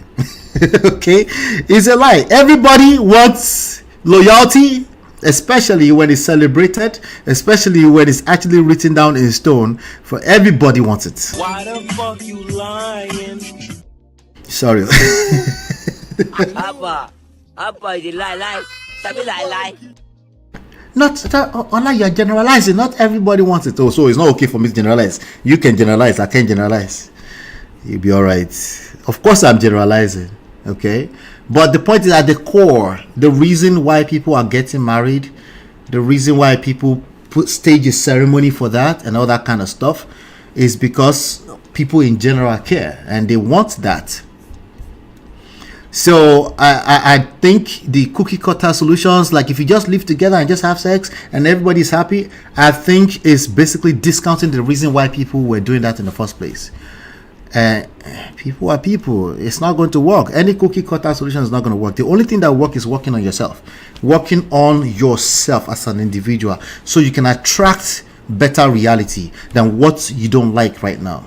Okay, that will always work. If you try to cut corners by coming up with cookie cutter solutions such as, you live here and I live here. There's a lady, SHERYL, you know, Moesha's mom, inside of the Moesha sitcom show. You know Brandy, right? Her sitcom. SHERYL. She's been married for 25 years. Okay. SHERYL. If you don't know who SHERYL is, this is her. A very beautiful lady too. Very beautiful lady. But she's very outspoken. She's somewhat of an activist as well. Let me see here. I always like to show you guys picture. Okay, found it. This is SHERYL. You can see? She's such a beautiful woman. She is, right? Yeah. I wonder how old she is. She's got to be 60 or something. She probably look way younger than her age. She is. You want to guess? You guess. Don't Google. If you Google, guess what her age is. I'm gonna say she's gonna be above 50. This is scary. I just saw it. It is scary. That is scary. She's 68. Shut up. Hold on. Oh hell. She is 68. SHERYL. Her name is SHERYL. All right. 68? So, wasn't she a mermaid? You said what? What is she, a mermaid? Maybe. 68? 68, my G. 68. I don't know, man. That is crazy. I know the water she's drinking. As in, like, she's 2 years away from 70. That's her and her husband. They've been married for for 25 years. Mellysa Ford did not give us this kind of example, by the way. But anyway, this is the example that people that want to shack up are giving. Let me read this for you, right? This is a report on ABC News. It says, for nearly 2 decades, SHERYL Lee Raff, sorry, that's the name, SHERYL Lee Raff, not the other way around, SHERYL Lee Raff, and her husband, Pennsylvania State Senator Vincent Hughes, have lived apart, which the actress says works very well for them. Oh, I remember her story. So let me tell you. She said, I watched this video almost 10 years ago. She said the reason why they're able to make it is because if they stay together in the same house for a very long time and they start getting on each other's nerves, they know that it's time for you to go to your house. Right. So I feel like that might have been taken out of context. Yeah. But she did make statements like that. She's an activist. She speaks up for women. She's a woman activist as well, you know. So, and I respect her a lot. She said, okay, the Abbott Elementary star opened up about the couple's non-traditional living arrangement in a new interview with People magazine published on Wednesday. This is like 2 days ago, or yesterday, or 2 days ago. Ralph and Hughes married back in July 2005, about 4 years after Ralph and her ex-husband Eric Morris, with whom she shares 2 children, divorced. So she's a divorcee, right? You fall in love with, so anything can happen. So 25 years ago, she'll be how old? If she's 68 now, she'll be 43 at that time. Yeah. Okay. All right. So at 43, many people have been written out that they will never marry again, but she married and she's been married for 25 years. So we know that possibilities are endless. Somebody like, but what's the probability? Who gives a fuck about? I don't give a hoops about probability. Okay. Everybody can change their reality by working on themselves. That's all it takes. You fall in love, and I quote, you fall in love with somebody and you realize he's not leaving his career. He's not leaving Philadelphia. This guy is a senator in Philadelphia, right? Yeah. I'm not leaving Hollywood. She's talking about herself because she's an actress, right? But the couple hasn't let their physical distance impact their relationship and are parents to a blended family of 4. And a quote, she says, every 2 weeks we saw each other. Every 2 weeks they saw each other. Why? Not because they deliberately want to shack up and live separately. Because somebody works in Hollywood and the other one works in Pennsylvania. And they see each other every 2 weeks and they can afford it. You say, no, this is what they are doing nowadays. Let's just live 2 houses apart on the same streets. Is that the same story? It's not the same story. So, but the couple hasn't let their physical distance impact their relationship and are parents to a blended 4. Every 2 weeks we saw each other and it has continued to work out well. Ralph explained, when I go to see him, that's her, right? SHERYL. She said, when I go to see him, I love to see him. When it's time to leave, bye-bye, see you soon. I'm telling you, life is good, right? And I quote, he has his own life. I have my own life. He has his own real career. I have my own real career. And it's not like they're living I don't think they have an open marriage. No, it's not. If they did, they will probably spell that out. If they're not spelling it out, it's not open. Out of context, people are thinking like they have like Yes. Exactly. People that are afraid of commitment are using this as their... Hold on, no. It looks like Natu don't drop out. I'm here. Okay, you did, yeah. Yeah, but you also know what I want us to normalize. I want people to normalize saying the things that they want. If you're 48 and you still desire marriage, so what? Yeah. You understand what I'm saying? Yeah, that's a desire. What's wrong with that? But I don't like when people come up with stories to try to make it look like, okay, around 48 and I'm not married, so what? I don't care. I'm living we all know you're living your best life. But there's nothing wrong in you desiring something and wanting it at that age. Don't let people shame you and make you feel like, oh, okay, so what stopped you from having it all this while? There's a reason. I kept telling you. And that reason you don't have to explain yourself. You don't want not especially if they're not asking you about it. Now, I understand sometimes you feel attacked or you feel like they are throwing a shot at you or people like you, and you get defensive and you start to do shalaye. Who is asking you? Nobody's asking you why if somebody has the audacity to ask you, they obviously deserve no answer, right? So it's crazy, you know. But this is what's going on. People are getting defensive and they're over explaining themselves into a deeper rabbit hole, you know. Anyway, so we're still talking about SHERYL Ralph. So she said, I have my light to stand in. He has his light to stand in. And she added, he is not looking at me thinking about status or this or that. He's doing his thing. I get to do my thing. What is that saying? They're busy people. The idle mind is the devil's playground, right? Yeah. If you're busy people, you have a better chance at sustaining a good relationship. Everything else being equal, you have a better chance at sustaining a healthy relationship where you are busy people. If you have too much time in your hands, the devil is going to come creeping in. You know something again, because if you're busy people, and you're busy and intentional people, you want to try to make it work. So every little time that you have, you want to spend with each other. You're looking forward to planning something together. You're checking the other person's calendar to see what they have open, how you can arrange something, and then you go back to what you're doing. But if you have nothing to do, you start looking for, I called you, you didn't pick. The devil will give you work to do. You didn't tell me you were going to this place. What are you doing there? Oh, Lord Jesus.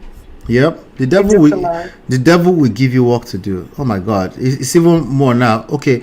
And by the way, I did say that I didn't have any more crush beyond Stop it. I'm sorry. Okay. There's actually one more person beyond. Very soon you join Oprah again in this list. No. Oprah is cool. Oprah can be a sugar mommy.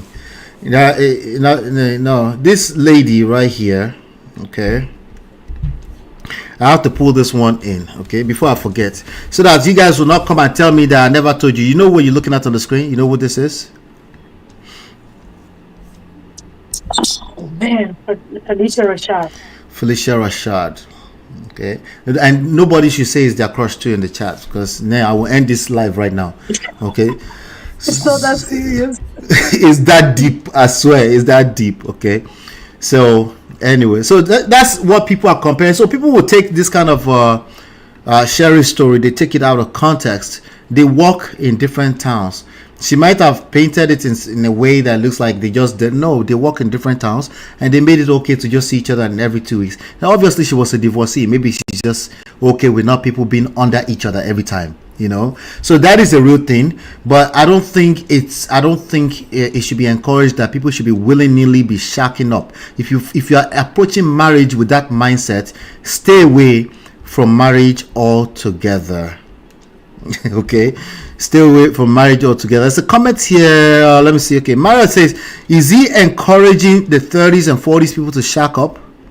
Yes, it's basically encouraging it, and I didn't get maybe I didn't listen because I never really fully listened to a full gist. Maybe he's driving at a different point, but it sounds like I listened to a lot more than enough. I think that's scratching the surface of the real issues. If you're approaching marriage with this mindset that you must just live separately and all you want is companionship, that's not healthy. The issue is not that one thing. It was the fact that you are moving from a very defensive, fear-driven standpoint. It's not gonna work. Okay, you're gonna hurt. You're gonna hurt another person. That's what's gonna happen. Somebody's gonna catch feeling at some point. They're gonna ask for more. You're not gonna be able to provide it, or you will catch feelings. You will ask for more. They can't provide it, and then you now collect. You know. Yes, she's 68. That was a guess by the way. She looks it to me. Oh, so you guessed she was 68? Wow, that was good. Yeah. Melanie be doing the magic. Melanie popping, right? Why don't we let them do what they want and see if it works for them? Exactly, because that's what I'm saying. Do what you want, right? Not only that, do what is working for you, and if it's working, I'm all game. I'm all ready to go. I agree with you on that, Marriott. You know, Mrs. Lola should be worried about you and the geriatrics. I know. No, she's not worried. She knows this. You know the funny thing. I think these people are also. She's also crushing on them too. That's Don't speak for my girl. Don't do that. No. Yeah. If I'm crushing on the person, there's a good chance that she gets it. Like, I see what you see. You know. But anyway, back to we're done with the Sherry Leaf and people shacking up. I want to go back to the cat lady. Let's get back to the cat lady. Meow. Meow. Right. All right, so back to the cat lady. She feel the need to. People are feeling the need. I guess they are defensive. They feel attacked, so they get defensive. They're feeling the need to explain themselves.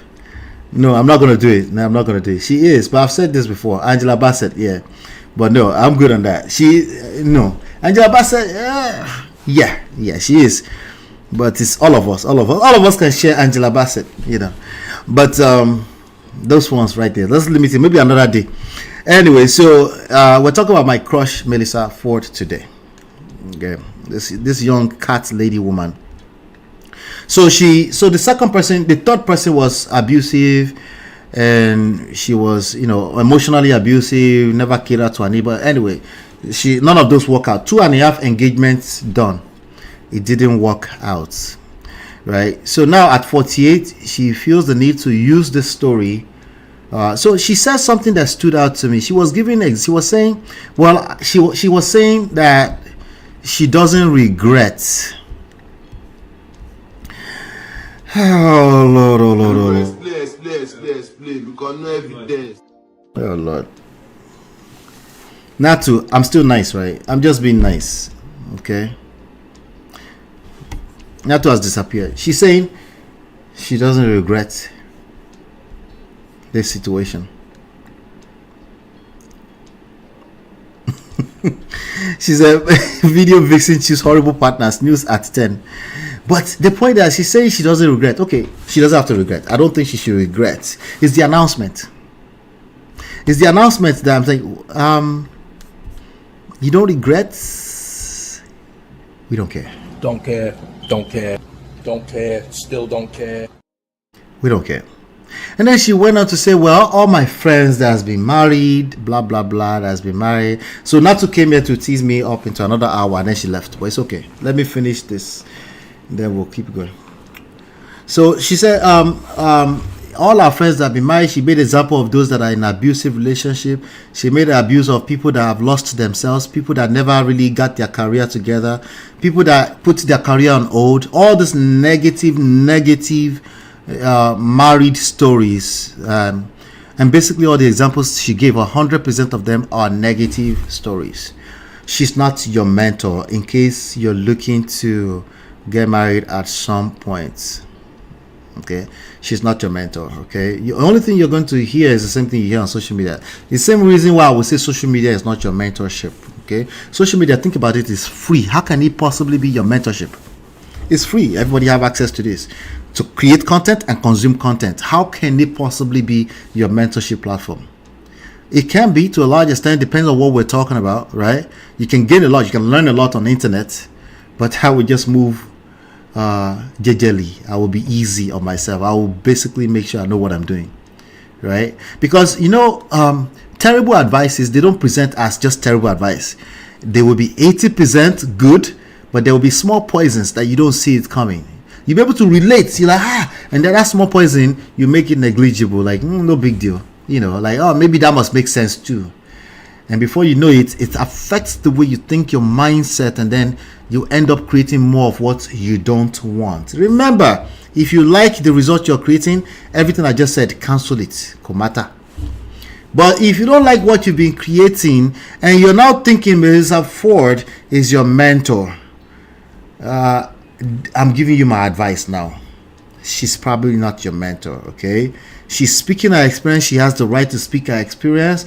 But if you notice that the people's experiences are just 100% negative, you probably should pay attention to that, because there's nobody, even the people that are the most unfortunate people in life, in real life, it's not just 100%, right?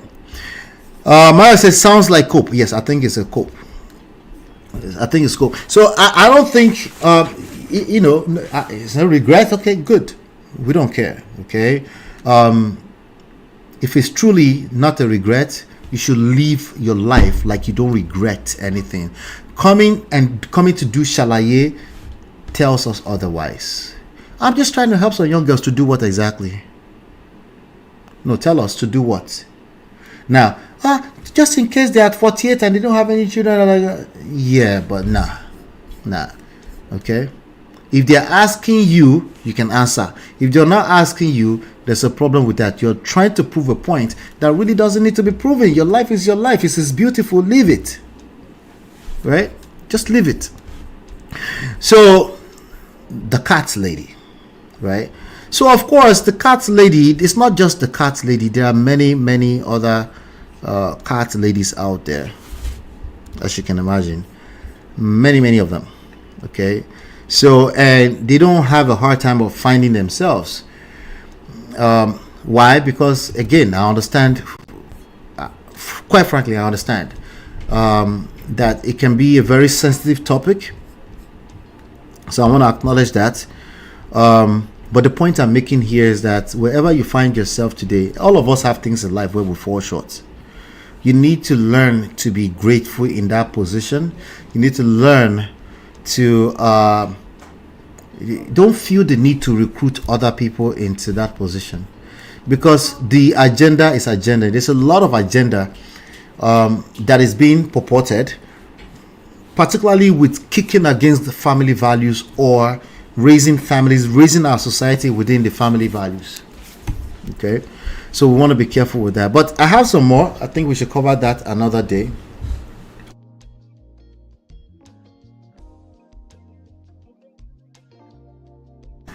She told me it's 5:30. All right. So, what do you guys think we should do? Okay. Now, people say they don't want to marry. Okay, sure. By the way, I don't care. Don't care. I honestly, I don't. Okay. Do you? Right. What I'm talking about, if you think that's a solution to some kind of weird problem, it is not. Okay. If you think that's a solution to you not getting your heart broken again, that is God. No, it is not. Okay. If you don't want your heart broken again, you have to live in a cave.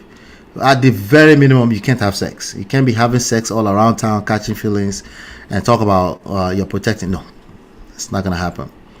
You need to be aware that. You need to be aware that you can't really. The way you protect yourself from heartbreak is to work on yourself. I know it sounds like a broken record, but think about it. Working on yourself with, there's so many things. You have to find out what you want and then help you navigate from where you are to where you want. And we want to do that in a way that your happiness, your sense of fulfillment is coming from the inside out. So on a normal day, as per normal, I'm not going to tell you that you need a man, because the reality is that no, you don't. Okay, but normal people, women, they want a man. Okay, if you're not normal, that's not a crime. Remember, I was saying we're prestige, we're rising above normal. So not being normal is not necessarily a crime. Okay, I'm just saying most people on an average, they want a man, at least. Now, need a man has context. I need a man because I want to procreate. I need a man because I'm needy. That's two different things, right? So it just depends on what we're talking about. Context matters in all this stuff, right? But please, ladies, okay, I know the numbers are seemingly increasing, not seemingly. The stats shows that the numbers are increasing, but I want you to, if you like it, like it. If you want something better, there's 8 billion people here. There's no statistics that can control your life. You can create what you're looking for, but the first step is to work on yourself. Okay, work on yourself. As you're working on yourself, you can simultaneously put yourself out there. If that's what you want. If you don't want it, don't do it. But don't come and create podcasts and start influencing people with toxic ideologies. What is toxic about this? The fact that you would just tell them that they're supposed to feel normal being a cat lady. Nobody wants to be that. The reason why it hurts to call people cat lady is because it hurts. Because nobody wants to be a cat lady. Like on a normal, as per normal, nobody wants to be a cat lady. Oh, I don't mind. No, you're capping. You're doing shalaye.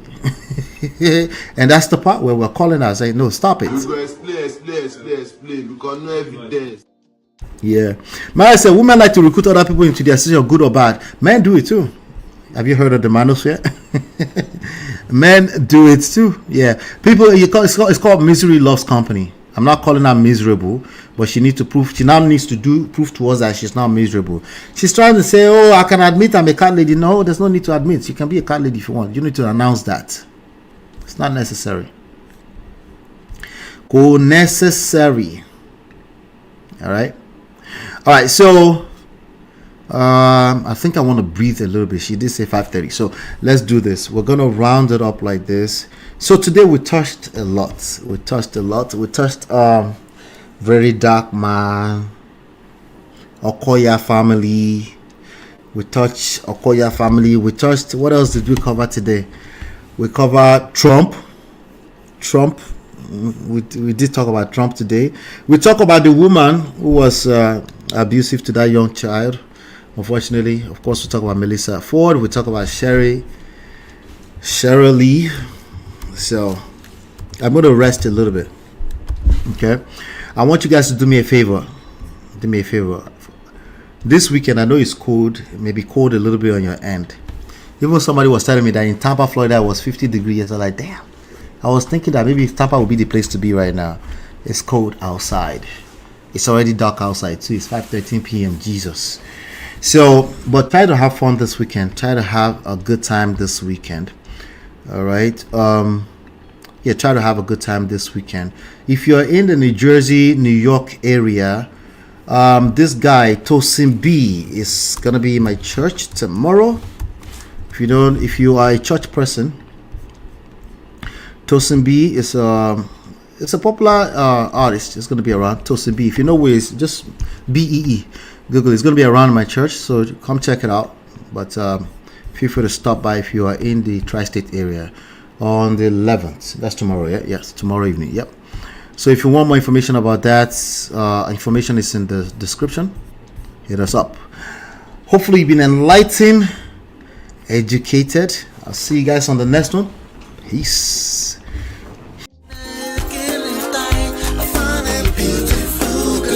Your love that I've been missing. I miss all your hugs, your touching and kissing. Me love on the floor, the couch in the kitchen. One love enough, we done enough.